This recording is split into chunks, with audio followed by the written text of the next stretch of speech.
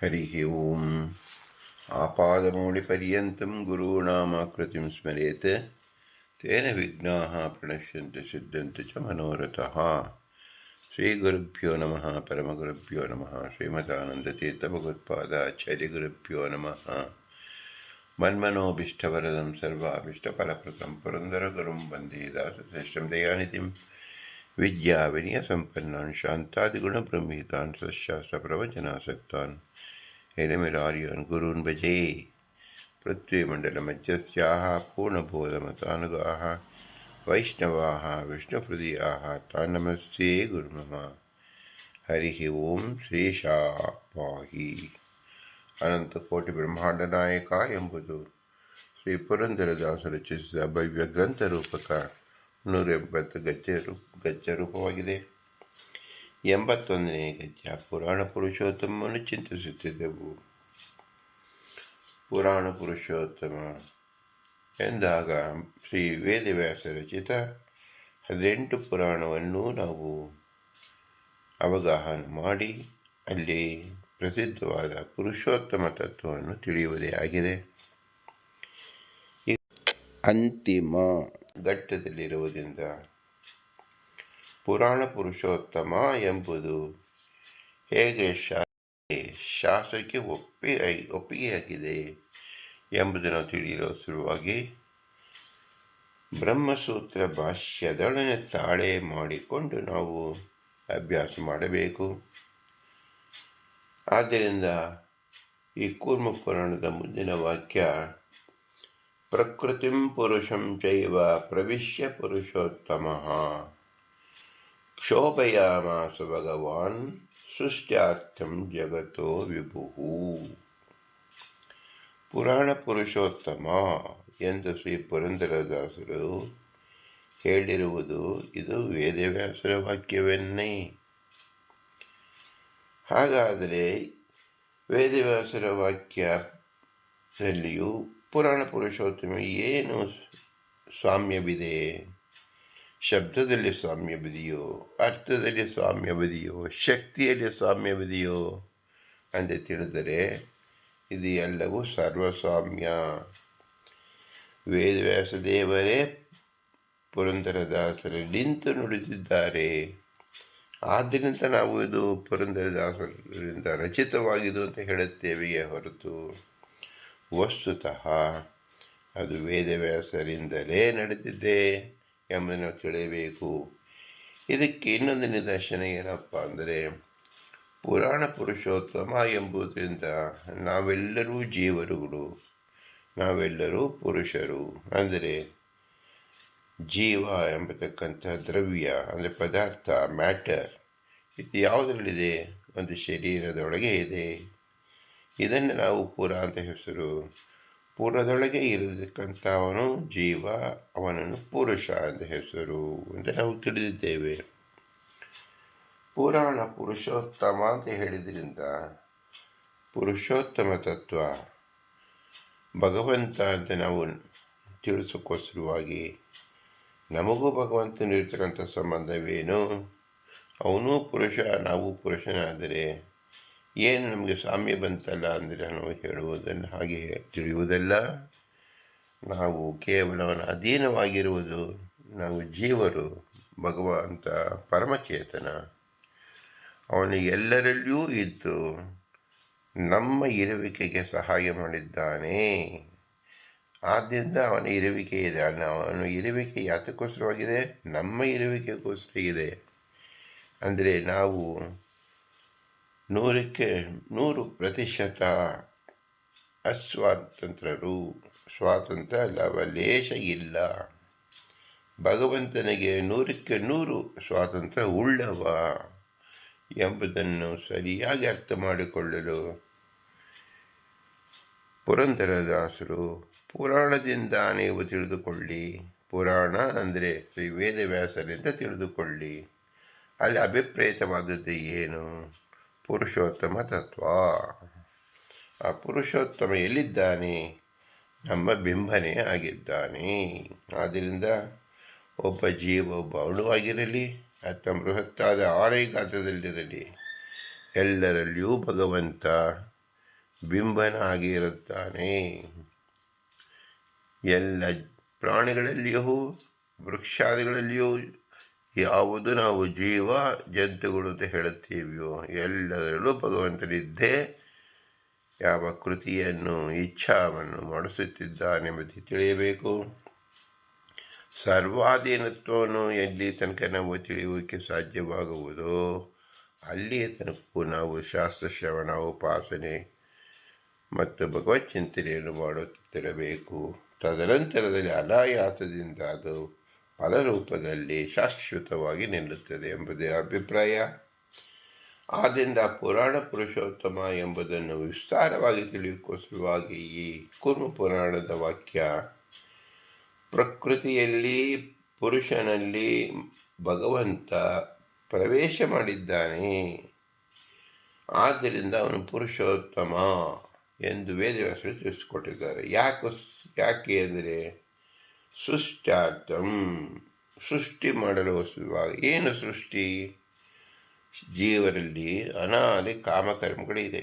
ಅನಾದಿ ಕಾಮಕರ್ಮಗಳನ್ನು ತೀರಿಸಿಕೊಳ್ಳುವುದಕ್ಕೆ, ಅದನ್ನು ಭೋಗಿಸಲು ಇವನಿಗೆ ವಿವಿಧವಾದ ಬೇರೆ ಬೇರೆ ಶರೀರಗಳು ಬೇಕಾಗುತ್ತದೆ, ಬೇರೆ ಬೇರೆ ದೇಶ ಕಾಲಗಳು ಬೇಕಾಗುತ್ತದೆ. ಆದ್ದರಿಂದ ಇದೆಲ್ಲವನ್ನು ಭಗವಂತ ಸೃಷ್ಟಿ ಮಾಡಿಕೊಟ್ಟಿದ್ದಾನೆ. ಯಾವ ಜೀವರಿಗೆ ನೀವು ಕಾಮನೆಯನ್ನು ಮಾಡಿದ್ದೀರಾ, ಆ ಕಾಮನೆ ಅನುಸಾರವಾಗಿ ನೀವು ಪುಣ್ಯ ಅಥವಾ ಪಾಪದ ಫಲ ಉಂಟಾಗಿದೆ, ಅದರ ಫಲವನ್ನು ಅನುಭವಿಸಬೇಕು. ಆ ಫಲಕ್ಕೋಸ್ಕರವಾಗಿ ಒಂದು ಪ್ಲ್ಯಾಟ್ಫಾರ್ಮ್ ಅಧಿಕರಣವನ್ನು ಸಿದ್ಧಪಡಿಸಬೇಕು. ಅದಕ್ಕಾಗಿ ಭಗವಂತ ಏನು ಮಾಡಿದ? ಇಡೀ ಬ್ರಹ್ಮಾಂಡವನ್ನೇ ಸೃಷ್ಟಿಸಿದ. ಬ್ರಹ್ಮದೇವರ ಪ್ರಾರಬ್ಧ ಕರ್ಮ ಬ್ರಹ್ಮಾಂಡವನ್ನು ಸೃಷ್ಟಿಸುವುದು ಆಗಿದೆ. ರುದ್ರದೇವರ ಪ್ರಾರಬ್ಧ ಕರ್ಮ ಬ್ರಹ್ಮಾಂಡದ ಸೃಷ್ಟಿಯಾದ ಮೇಲೆ ಅಹಂಕಾರ ತತ್ವಕ್ಕೆ ಅಭಿಮಾನಿಯಾಗಿರುವುದಾಗಿದೆ. ಹೀಗೆ ಸಕಲ ತತ್ವಾಭಿಮಾನಿ ದೇವತೆಗಳಿಗೂ ಪ್ರಾರಬ್ಧ ಕರ್ಮವೇ, ಇತರ ದೇವತೆಗಳಿಗೂ ಪ್ರಾರಬ್ಧ ಕರ್ಮವೇ, ಮನುಷ್ಯರಿಗೂ ಪ್ರಾರಬ್ಧ ಕರ್ಮವೇ, ಸಕಲ ಜಂತುಗಳಿಗೂ ಪ್ರಾರಬ್ಧ ಕರ್ಮವೇ, ಅಸುರರಿಗೂ ಪ್ರಾರಬ್ಧ ಕರ್ಮವೇ. ಹೀಗೆ ಯಾವ ಜೀವ ಜಂತುಗಳು ಏನೇನು ಇದೆಯೋ ಎಲ್ಲದಕ್ಕೂ ಸಹ ಯಾವುದು ಸೃಷ್ಟಿಯಾಗಿದೆಯೋ ಸೃಷ್ಟಿಯಾಗಿರುವುದು ಆಯಾ ಜೀವರ ಅನಾದಿ ಕಾಮಕರಗಳು, ಅದರ ಬಯಕೆಗಳಿಂದ. ಈ ಬಯಕೆಗಳು ಯಾರಿದ್ದು? ಆ ಬಯಕೆಗಳು ಆಯಾ ಜೀವರ ಯೋಗ್ಯತಾ ಅನುಸಾರವಾಗಿ ಬಯಕೆ ಉಂಟಾದುದು. ಇದು ಭಗವಂತ ಮಾಡಿದುದಲ್ಲ, ಪ್ರೇರಿಸಿದ್ದಲ್ಲ, ಆಯಾ ಜೀವರ ಯೋಗ್ಯತಾ ಸ್ವರೂಪ. ಅದನ್ನು ಬಗೆಹರಿಸಲು ಪ್ರಕೃತಿ ಮಾತೆ ಏನು ಮಾಡಿದಳು? ಲಿಂಗ ಶರೀರವನ್ನು ಹೊಂದಿಸಿದಳು. ಲಿಂಗ ಶರೀರ ಅಂದರೆ ಏನು?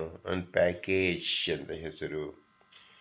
ಅನಾದಿ ಕರ್ಮಗಳು ಏನು ಜೀವನದಲ್ಲಿ ಇದೆಯೋ ಅಷ್ಟೂ ಕರ್ಮವನ್ನು ಅನುಭವಿಸೋಕ್ಕೋಸ್ಕರವಾಗಿ ಒಂದು ಸುಂದರ ಪ್ಯಾಕೇಜ್ ಅನ್ನು ಪ್ರಕೃತಿ ಮಾತೆ ಲಕ್ಷ್ಮೀದೇವಿ ಸಕಲ ಜೀವರಿಗೂ ಹೊಂದಿಸಿದ್ದಾಳೆ. ಬ್ರಹ್ಮದೇವರಿಗೂ ಹೊಂದಿಸಿದ್ದಾಳೆ, ತೃಣಜೀವರಿಗೂ ಹೊಂದಿಸಿದ್ದಾಳೆ, ನಮಗೂ ಹೊಂದಿಸಿದ್ದಾಳೆ. ಈ ಪ್ರಕೃತಿ ಹೊಂದಿಸಿದ ಲಿಂಗ ಶರೀರದ ಪರಿಣಾಮದಿಂದ ನಾವು ನಮ್ಮ ಬಯಕೆಯ ಅನುಸಾರವಾಗಿ 84 ಲಕ್ಷ ಯೋನಿಗಳಲ್ಲಿ ಬಂದು ಅಲ್ಲಿರತಕ್ಕಂಥ ಪುಣ್ಯ ಅಥವಾ ಪಾಪದ ಫಲವಾಗಿ ಅಲ್ಲಿನ ಸುಖ ಅಥವಾ ದುಃಖವನ್ನು ನಾವು ಉಣ್ಣುತ್ತಿದ್ದೇವೆ. ಇದೆಲ್ಲವನ್ನು ಪುರಂದರದಾಸರು ಪುರಾಣ ಪುರುಷೋತ್ತಮ ಎಂಬ ವಾಕ್ಯದಲ್ಲಿ ತಿಳಿಸಿದರೆ, ಅದರ ಅರ್ಥವನ್ನು, ಅದರ ವಾಕ್ಯವನ್ನು ತಿಳಿಯೋಕ್ಕೋಸ್ಕರವಾಗಿ ಪ್ರಕೃತಿ ಪುರುಷಂ ಚೈವ ಪ್ರವಿಶ್ಯ ಪುರುಷೋತ್ತಮ ಕ್ಷೋಭಯಾಮಾಸ ಭಗವಾನ್ ಸೃಷ್ಟಾರ್ಥಂ ಜಗತ್ತೋ ವಿಭು. ಜಗತ್ತೋ ವಿಭು ಅಂದರೆ, ವಿಭು ಅಂದರೆ ಭಗವಂತ, ವಿರಾಟ್ ರೂಪವಾದ ವಿಭು. ಜಗತಃ ಅಂದರೆ ವಿಸ್ತಾರ ಮಾಡಿದ. ಎಲ್ಲ ಸುಪ್ತವಾದ ಬಯಕೆಗಳನ್ನು ವಿಸ್ತಾರ ಮಾಡಿದ ಅಂದರೆ ಆಯಾ ಜೀವರಿಗೆ ಒಳಗೆ ತುಂಬಿಕೊಂಡಿದ್ದ ಕಾಮನೆಗಳನ್ನು ಅನುಭವಿಸುವ ಅವಕಾಶವನ್ನು ಕಲ್ಪಿಸಿದ ಭಗವಂತ. ಇದು ಪುರಾಣದಿಂದ ಶ್ರೀ ವೇದವ್ಯಾಸದೇವರು ಸೂಕ್ಷ್ಮವಾಗಿ ತಿಳಿಸಿಕೊಟ್ಟಿದ್ದಾರೆ. ಇದರಿಂದ ನಮಗೆ ಪುರಾಣ ಪುರುಷೋತ್ತಮದ ಪ್ರಾಮಾಣ್ಯ ಹೇಗೆ ಸಿದ್ಧಿಸ್ತಾ ಇದೆ ಅಂದರೆ, ಪುರುಷೋತ್ತಮ ಶಬ್ದವನ್ನೇ ಇಟ್ಟು ಪುರಾಣ ಅಂದರೆ ಕೂರ್ಮ ಪುರಾಣದಿಂದ ಪುರಾಣ ಪುರುಷೋತ್ತಮತ್ವವನ್ನು ಸಾಧಿಸುವುದೇ ಆಗಿದೆ.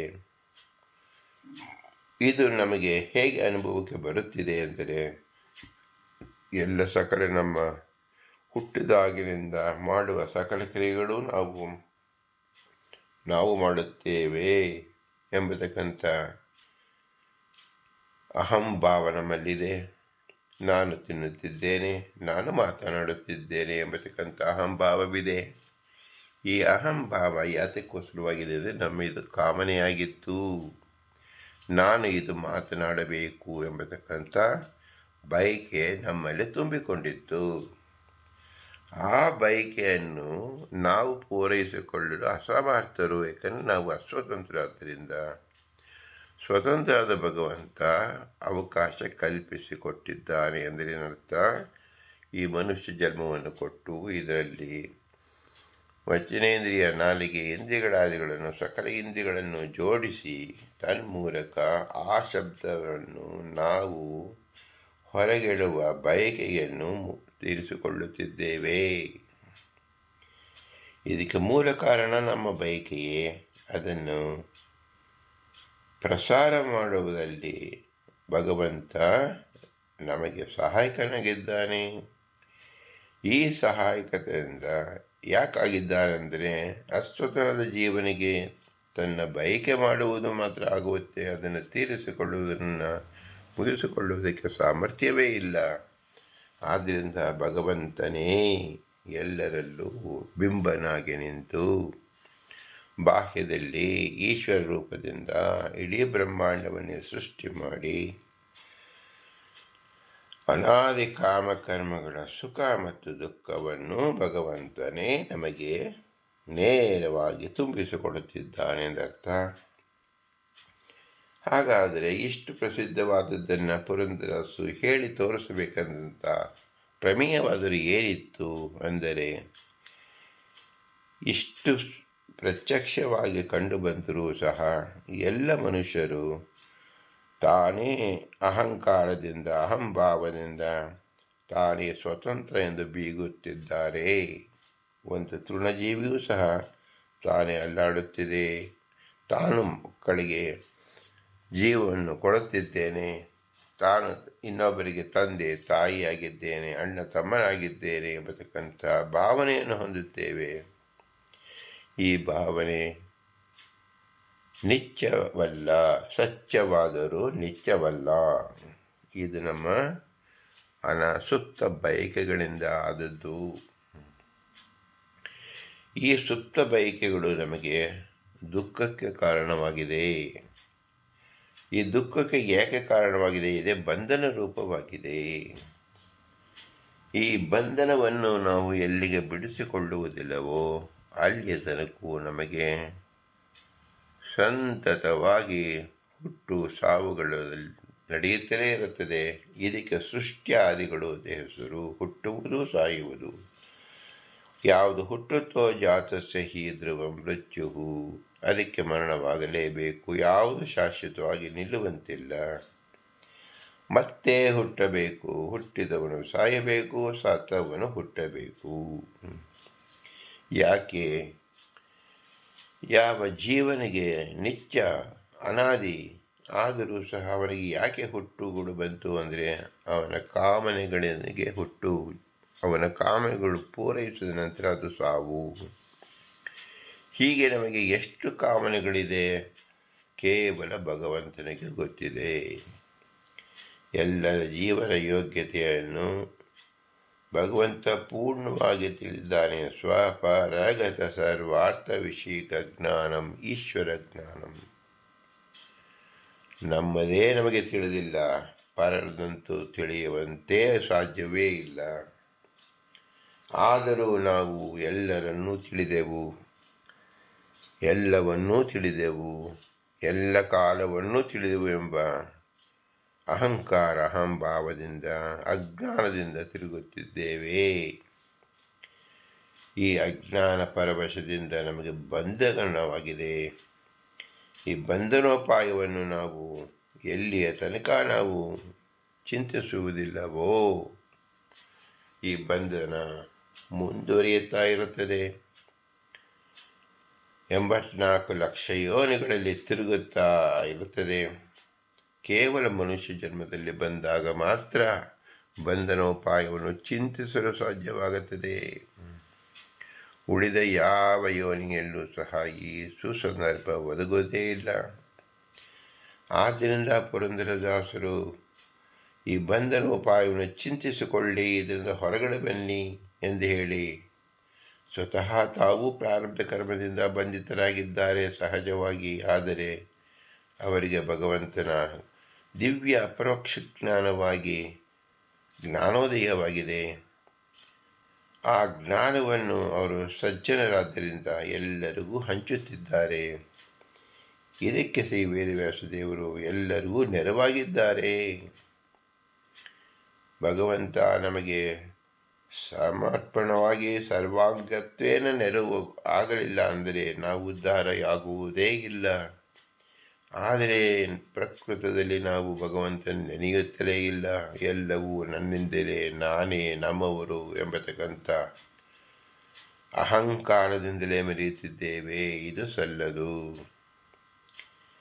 ಇದನ್ನು ತಿಳಿದುಕೊಳ್ಳಲು ದರ್ಪಣದಂತಿರುವ ಪುರಾಣಗಳಿಂದ ತಿಳಿದುಕೊಳ್ಳಿರಿ. ಆದ್ದರಿಂದ ಪುರಾಣ ಪುರುಷೋತ್ತಮ ಎಂಬುದನ್ನು ಶ್ರೀ ಪುರಂದರದಾಸರು ತೋರಿಸಿದ್ದಾರೆ. ಅದು ಮತ್ಸ್ಯ ಪುರಾಣದಲ್ಲಿ ಸ್ಥಾಪಿತವಾಗಿದೆ. ಇದನ್ನು ಶ್ರೀಮದಾನಂದ ತೀರ್ಥರು ಈ ಪುರಾಣದ ವಾಕ್ಯವನ್ನು ಪ್ರಾಮಾಣ್ಯವನ್ನು ಓರೆಗಲ್ಲಿ ಮಾಡಬೇಕಾದಾಗ ಅದನ್ನು ಸತ್ಯಾಸತ್ಯತೆಯನ್ನು ಪರಾಮರ್ಶೆ ಮಾಡಿಕೊಳ್ಳುವುದು ಬ್ರಹ್ಮಸೂತ್ರದಿಂದಲೇ ಮಾಡಿಕೊಳ್ಳಬೇಕು. ಆದ್ದರಿಂದ ಬ್ರಹ್ಮಸೂತ್ರ ಭಾಷ್ಯದಲ್ಲಿ ಈ ವಾಕ್ಯವನ್ನು ಶ್ರೀಮದಾನಂದ ತೀರ್ಥರು ತಿಳಿಸ್ಕೊಡ್ತಾ ಇದ್ದಾರೆ. ಬ್ರಹ್ಮಸೂತ್ರ ಭಾಷ್ಯದ 2ನೇ ಅಧ್ಯಾಯದ 1ನೇ ಪಾದದ 21ನೇ ಸೂತ್ರದಿಂದ ಈ ಒಂದು ಕೊಂಡಿ, ಬ್ರಹ್ಮಸೂತ್ರದ ಕೊಂಡಿಯನ್ನು ಶ್ರೀಮದಾನಂದ ತೀರ್ಥರು ನಮಗೆ ತಿಳಿಸುವ ಪ್ರಯೋಜನವೇನು ಎಂದರೆ, ಶ್ರೀ ವೇದವ್ಯಾಸದೇವರು ನಮ್ಮ ಬಂಧನೋಪಾಯಕ್ಕೋಸ್ಕರವಾಗಿ 564 ಬ್ರಹ್ಮಸೂತ್ರವನ್ನು ಹಣೆದುಕೊಟ್ಟಿದ್ದಾರೆ. ಯಾವುದೇ ನಾವು ಲೆಕ್ಕವನ್ನು ಮಾಡುವಾಗ ಒಂದು ಕೋಶವನ್ನು ತಿಳಿದುಕೊಳ್ಳುತ್ತೇವೆ, ಅದನ್ನು ತಾಳೆ ನೋಡುತ್ತೇವೆ ಅಂತ ಹೇಳುತ್ತೇವೆ. ಹಾಗೆ ನಮ್ಮ ಇಡೀ ಜೀವನದ ಬಂಧನವನ್ನು ತೆಗೆಯೋಕ್ಕೋಸ್ಕರವಾಗಿ ಶ್ರೀ ವೇದವ್ಯಾಸದೇವರು ಬ್ರಹ್ಮಸೂತ್ರವನ್ನು ರಚಿಸಿಕೊಟ್ಟಿದ್ದಾರೆ. ಈ ಬ್ರಹ್ಮಸೂತ್ರದಿಂದ ನಾವು ತಾಳೆ ಮಾಡಿಕೊಂಡರೆ ಮಾತ್ರ ನಮ್ಮ ಚಿಂತನೆ ಶಾಸ್ತ್ರೀಯವಾಗಿದೆ, ವೇದವ್ಯಾಸರ ಅಭಿಪ್ರಾಯಕ್ಕೆ ಒಳಪಟ್ಟಿದೆ ಮತ್ತು ಇದು ನಮ್ಮ ಬಂಧನೋಪಾಯವಾಗಿದೆ ಎಂಬುದನ್ನು ನಿರ್ಧರಿಸಿಕೊಳ್ಳಬಹುದು. ಬ್ರಹ್ಮಸೂತ್ರದ 2ನೇ ಅಧ್ಯಾಯ ಎಂಬತಕ್ಕಂಥದ್ದು ಎಲ್ಲವೂ ಭಗವಂತನ ನಡೀತಾ ಇದೆ.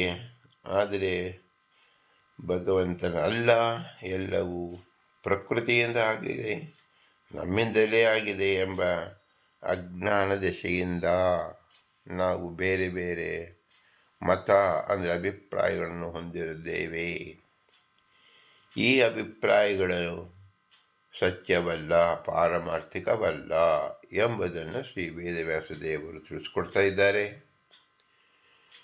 2ನೇ ಅಧ್ಯಾಯದ ಪ್ರಥಮ ಪಾದದಲ್ಲಿ 6ನೇ ಅಧಿಕರಣ ಆರಂಭಾಧಿಕರಣ ಎಂಬತಕ್ಕಂಥದ್ದು. ಈ ಅಧಿಕರಣದಲ್ಲಿ ವಿಷ್ಣುವಿಗೆ ಜಗತ್ಕರ್ತೃತ್ವ ಬಹು ಯುಕ್ತಿ ವಿರೋಧವನ್ನು ಪರಿಹರಿಸುತ್ತಾರೆ. ನಾವು ಯಾವ ಯಾವ ಯುಕ್ತಿಗಳಿಂದ ಭಗವಂತ ನೆನೆಯುವುದೇ ಇಲ್ಲವೋ, ಭಗವಂತ ಸ್ವತಂತ್ರ ಅಂತ ನಾವು ತಿಳಿಯುವುದೇ ಇಲ್ಲವೋ, ಯಾತಕ್ಕೋಸ್ಕರ ತಿಳಿತಾ ಇಲ್ಲ ಅಂದರೆ ನಮ್ಮ ಅಜ್ಞಾನ ಪರವಶದಿಂದ ಹಾಗೂ ಅನೇಕ ಯುಕ್ತಿಗಳಿಂದ ಆ ಯುಕ್ತಿಗಳು ನಾವೇ ಮಾಡ್ಕೊಂಡು ಬಿಟ್ಟಿದ್ದೇವೆ. ಆ ಯುಕ್ತಿಗನುಸಾರವಾಗಿ ಭಗವಂತ ಜಗತ್ಕರ್ತೃ ಅಲ್ಲ, ಜೀವನೇ ಕರ್ತೃ ಎಂಬತಕ್ಕಂಥ ಹಠ ಅಂದರೆ ಅಜ್ಞಾನದ ಮಾರ್ಗದಲ್ಲಿ ಇದ್ದೇವೆ. ಇದನ್ನು ಯಾರು ಪರಿಹಾರ ಮಾಡಬೇಕು? ಸಾಕ್ಷಾತ್ ವೇದವ್ಯಾಸದೇವರೇ ಪರಿಹಾರ ಮಾಡಬೇಕು. ಆದ್ದರಿಂದ ಬ್ರಹ್ಮಸೂತ್ರ ಭಾಷ್ಯವನ್ನು ರಚಿಸಿಕೊಟ್ಟಿದ್ದಾರೆ. ಇದು ದೇವತೆಗಳ ಪ್ರಾರ್ಥನೆಯಂತೆ ಮತ್ತು ಸಾಧಕರು ಇದನ್ನು ಓದಿ ಅರ್ಥ ಮಾಡಿಕೊಂಡು ಪರಿವರ್ತನೆ ಆಗಲಿ ಎಂಬ ಅಭಿಪ್ರಾಯದಿಂದ ಈ ಆರಂಭಾಧಿಕರಣದಲ್ಲಿ ಬರತಕ್ಕಂಥ ಮೊಟ್ಟಮೊದಲನೆಯ ಸೂತ್ರ ಓಂ ತದ ಅನನ್ಯತ್ವಾದ ಆರಂಭಣ ಶಬ್ದಾದಿಭ್ಯ. ಓಂ ಅಂದರೆ ಮಹದಾದ ಸೃಷ್ಟಿಯಲ್ಲಿ ಸ್ವತಂತ್ರ ಕಾರಣಕ್ಕೆ ಬ್ರಹ್ಮನಿಂದ ಅತ್ಯಂತ ಭೇದವು ಆರಂಭಣ ಶಬ್ದ ಘಟಿತ ಕಿಂ ಸ್ವಿದಾದಿ ಆಸೀತ್ ಇತ್ಯಾದಿ ಶ್ರುತಿ ಯುಕ್ತಿ ಇವುಗಳಿಂದ ಸ್ವತಂತ್ರ ಬಹುಸಾಧನ ಸೃಷ್ಟಿಲೋಕೆ ದೃಷ್ಟ. ಯಾವ ಕಾರಣದಿಂದ ಭೂಲೋಕದಲ್ಲಿ 14 ಲೋಕದಲ್ಲಿ ಘಟ ಪಟಾದಿಗಳ ಸೃಷ್ಟಿ ಕರ್ತೃ ವ್ಯತಿರಿಕ್ತ ಸ್ವತಂತ್ರ ಸತ್ತಾಶಕ್ತಿ ಪ್ರವೃತ್ತಿಯುಳ್ಳ ಅಧಿಷ್ಠಾನ ಕರಣಾದಿ ರೂಪವಾದ ಬಹುಸಾಧನಾಪೇಕ್ಷವಾಗಿ ಕಂಡದೋ. ಹೀಗೆಯೇ ಬ್ರಹ್ಮನ ದಶೆಯಿಂದ ಆಗತಕ್ಕ ಜಗತ್ಸೃಷ್ಟಿಯೂ ಕೂಡ ಸ್ವತಿರಿಕ್ತ ಸ್ವತಂತ್ರ ಬಹುಸಾಧನ ಉಳ್ಳದ್ದಾಗಿ ಅನುಮೇಯವಾಗುವುದು. ಹೀಗೆ ಯುಕ್ತಿ ವಿರೋಧವಿದ್ದರಿಂದ ಬ್ರಹ್ಮನಿಗೆ ಜಗತ್ಕರ್ತೃತ್ವ ಯುಕ್ತವಲ್ಲ ಅಂತ. ಆದರೆ ಅಲ್ಲಿ ವಿಶೇಷಾಂಶವನ್ನು ತಿಳಿಸ್ತಾರೆ. ಬ್ರಹ್ಮನಿಗೆ ಜಗತ್ಕರ್ತೃತ್ವ ಕೊಡುವುದಿಲ್ಲ. ಏಕೆಂದರೆ ಮಹದಾದ ಸೃಷ್ಟ್ಯಾಧಿಕಂ ಪ್ರತ್ಯೇಕಂ ಕರ್ತು ವ್ಯತಿರಿಕ್ತ ಬಹುಸಾಧನಾಪೇಕ್ಷಂ ಸೃಷ್ಟಿತ್ವಾತ್ ಸ್ಥಿತಿತ್ವಾತ್ ಸಂಹಾರತ್ವಾತ್ ಘಟಾದಿ ಸೃಷ್ಟಾದಿವತ್ತು ಎಂದು ಬಹುಯುಕ್ತಿ ವಿರೋಧ ಇದ್ದರಿಂದ ಎಂದು ಸುಯುಕ್ತಿಕ ಪೂರ್ವಪಕ್ಷ ತೋರಿಸಲ್ಪಟ್ಟಿದೆ. ನಾವು ಗಡಿಗೆಯನ್ನು ಮಾಡುತ್ತಿದ್ದೇವೆ, ಬಟ್ಟೆಯನ್ನು ಹೊಲಿಯುತ್ತಿದ್ದೇವೆ, ಕೃಷಿ ಮಾಡುತ್ತಿದ್ದೇವೆ, ಊಟ ಮಾಡುತ್ತಿದ್ದೇವೆ. ಎಲ್ಲವೂ ನಾವೇ ಮಾಡುತ್ತಿದ್ದಾಗ ಭಗವಂತನ ಹೆಸರು ಯಾಕೆ ಹೇಳ್ತೀರಾ? ಎಲ್ಲವೂ ಜೀವನದಲ್ಲಿ ಆಗುತ್ತಿರುವುದು ನಾವೇ ಮಾಡುತ್ತಿರುವುದು ಎಂಬ ಭ್ರಮೆ ನಮಗಿದೆ. ಅದಕ್ಕೆ ಪರಿಹಾರವನ್ನು ಸೂಚಿಸ್ತಾ ಇದ್ದಾರೆ. ಶ್ರೀಮದಾನಂದ ತೀರ್ಥರು ಹೇಳ್ತಾ ಇದ್ದಾರೆ, ನೈವಂ ಬ್ರಹ್ಮಣ ಕಿಂತು ಸ್ವರೂಪ ಸಾಮರ್ಥ್ಯಾದೇವ ತಸ್ಯ ಸೃಷ್ಟಿ. ಘಟ ಸೃಷ್ಟಾದಿಗಳು ಸೃಷ್ಟಾಂತಿಯಿಂದ ಬ್ರಹ್ಮನ ಜಗತ್ ಸೃಷ್ಟಿ ಸ್ವತಂತ್ರ ಬಹುಸಾಧನ ಸಾಪೇಕ್ಷವಾಗಿ ಕಲ್ಪಿಸಿಕೊಡುವುದು ಮತ್ತು ಅನನ್ಯ ಪ್ರಯತ್ನದಿಂದಲೇ, ಅಂದರೆ ಬ್ರಹ್ಮನ ಸ್ವರೂಪಭೂತವಾದ ಪ್ರಯತ್ನ ಶಕ್ತಿ ಜ್ಞಾನ ಇವುಗಳಿಂದಲೇ ಜಗತ್ ಸೃಷ್ಟಿ ಆಗುತ್ತದೆ ಎಂಬುದು ಸಾಧನಾಂತರ ಸಾಮರ್ಥ್ಯ ಸಹಕಾರದಿಂದ ಅಲ್ಲ. ಈ ವಿಷಯದಲ್ಲಿ ಹೇತುವಾಗಿ ಆರಂಭಣ ಇತ್ಯಾದಿ ಅಂಶವನ್ನು ವ್ಯಾಖ್ಯಾನ ಮಾಡ್ತಾರೆ. ಕಿಂ ಸ್ಯುದಾಸೀದನಿಷ್ಠಾನಮಾರಣಂ ಕಥಮಿತ್ಕಥಾಸೀತ್ ಇತಿ ಹಿ ಆಕ್ಷೇಪ. ತಥಾ ಆಸೀತ್ ಎಂಬುದು ಋಗ್ವೇದದಲ್ಲಿದೆ. ಇತಿ ಹಿ ಆಕ್ಷೇಪ. ಕಿಂ ಸ್ವಿದಾಸೀತ್ ಎನ್ನುವ ಶ್ರುತಿಯಲ್ಲಿ ಯಾವ ಕಾರಣದಿಂದ ಅಧಿಷ್ಠಾನದಿಗಳ ಆಕ್ಷೇಪ ಮಾಡಲ್ಪಟ್ಟಿದೆಯೋ ಆದ ಕಾರಣ ಶ್ರೀಹರಿ ಸ್ವರೂಪ ಸಾಮರ್ಥ್ಯದಿಂದಲೇ ಸೃಷ್ಟಿ ಎಂಬ ಪೂರ್ವಪಕ್ಷಿ ಹೇಳಿದ ಅನುಮಾನ ಶ್ರುತಿ ವಿರೋಧದಿಂದ ಅಪ್ರಮಾಣವೇ ಆಗಿದೆ ಎಂಬುದು ಶ್ರುತ್ಯರ್ಥ. ಯಥೋ ಭೂಮಿ ಜನಯನ್ ವಿಶ್ವಕರ್ಮ ವಿದ್ಯಾ ಮೋಣೋ ಮಹಿಮಾ ವಿಶ್ವಚಕ್ಷಾಹ ಎಂದು ಪೂರ್ವವಾಕ್ಯ ಇದೆ. ಜಗತ್ಕರ್ತನಾದ ಶ್ರೀಹರಿ ಸೃಷ್ಟಿಕಾಲದಲ್ಲಿ ಯಾವ ಅಧಿಷ್ಠಾನಾದಿಗಳಿಂದ ಭೂಮಿಯನ್ನು ಸ್ವರ್ಗವನ್ನು ಕೂಡ ಹುಟ್ಟಿಸುವನಾಗಿ ಇರುತ್ತಾನೋ, ತನ್ನ ಮಹಿಮೆಯಿಂದ ಸಮಸ್ತ ಅವಯವಗಳಿಂದ ಅಥವಾ ಸರ್ವೇಂದ್ರಿಯಗಳಿಂದ ದರ್ಶನ ಶಕ್ತಿಯುಳ್ಳ ಶ್ರೀಹರಿ ಯಾವ ಅಧಿಷ್ಠಾನಾದಿಗಳನ್ನು ಭೂಮಿಯನ್ನು ಸ್ವರ್ಗವನ್ನು ಕೂಡ ಪ್ರಳಯ ಕಾಲದಲ್ಲಿ ಆವರಿಸಿದವನು, ಅಂತಹ ಅಧಿಷ್ಠಾನ ಸ್ವತಂತ್ರವಾಗಿ ಯಾವುದಿತ್ತು ಯಾವುದು ಇರಲಿಲ್ಲ. ಸ್ವತಂತ್ರವಾದ ಕಾರಣವಾಗಲಿ ಯಾವುದಿತ್ತು ಯಾವುದು ಸ್ವತಂತ್ರ ಇರಲಿಲ್ಲ. ಯಾವ ಕಾರಣಗಳಿಂದಲೂ ಭೂಮಿಯನ್ನು ಹುಟ್ಟಿಸುತ್ತಾ ಶ್ರೀಹರಿ ಜಗತ್ತನ್ನು ನೋಡುತ್ತಾ ತನ್ನ ಮಹಾತ್ಮದಿಂದ ಭೂಮಿಯನ್ನು ನಿರ್ಮಿಸಿರುವನು ಅಂತ ಅಧಿಷ್ಠಾನಗಳು ಪ್ರಳಯ ಕಾಲದಲ್ಲಿ ಯಾವತ್ತಿತ್ತೂ ಯಾವುದಿರಲಿಲ್ಲ. ಪಾರ್ಥಿವಾಪಿ ತೈಜಸ ವಾಯುವಿಯ ವಸ್ತುಗಳು ಪ್ರಳಯ ಕಾಲದಲ್ಲಿ ಇರಲಿಲ್ಲ.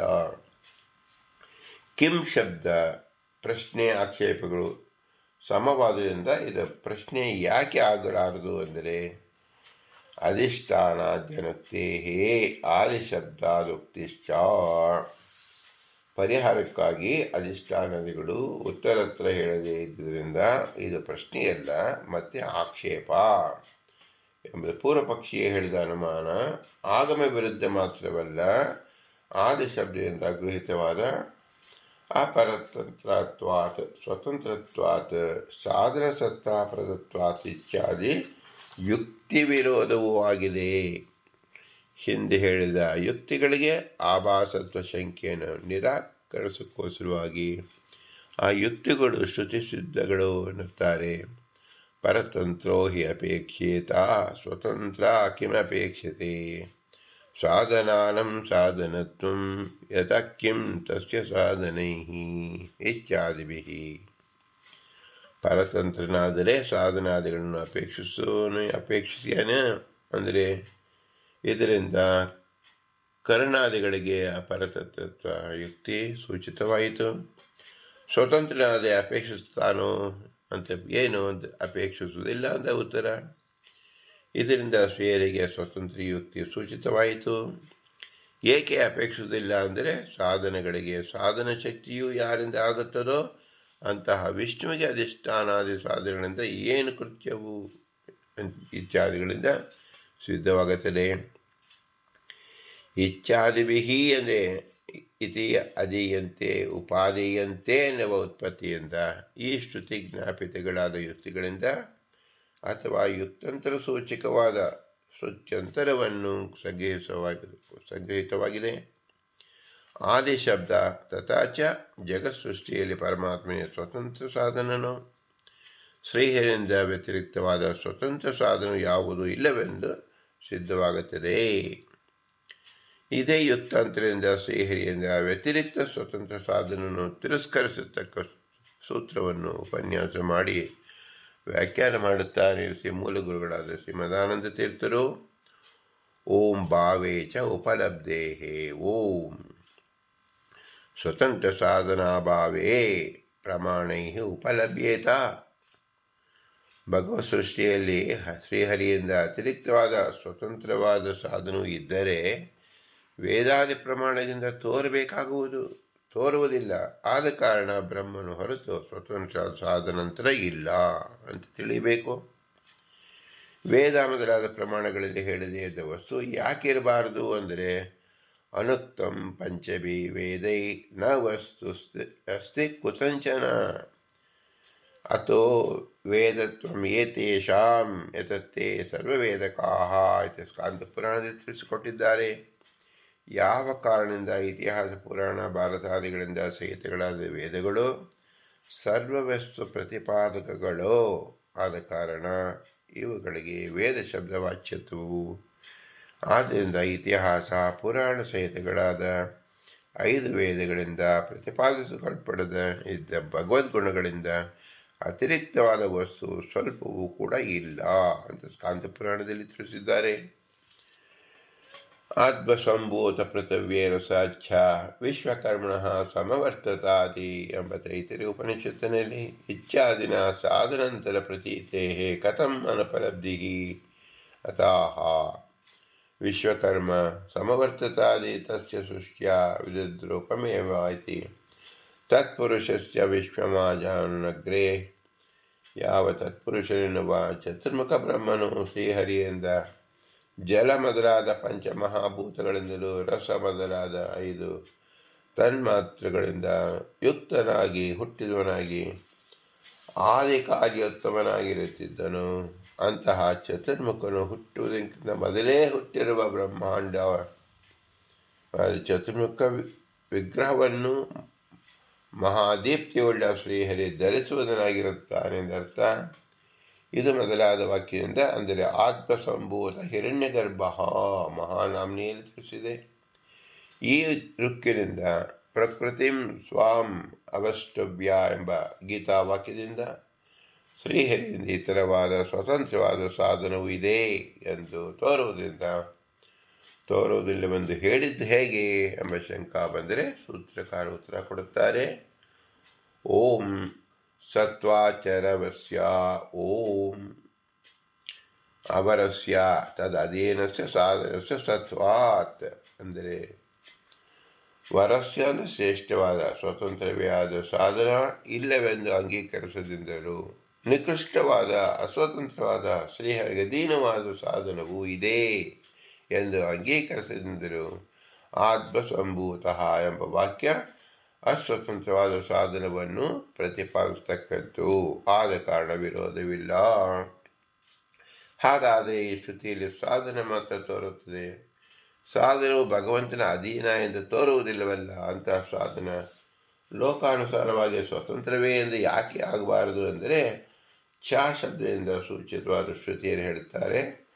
ಕಾಲಃ ಆಸಿತ್ ಪುರುಷಃ ಆಸಿತ್ ಪರಮಃ ಆಸಿತ್ ಆಸಿದ್ ಆವೃತಂ ಆಸಿದ್ ಅಥ ಹಿ ಏಕ ಏವ ಪರಮಃ ಆಸಿದ್ಯೇತದ್ ಆಸೀನ್ನ ಹಿ ಏತದಾಸೀತ್ ಇತಿ ಕಾಷಾಯಣ ಶ್ರುತಿ.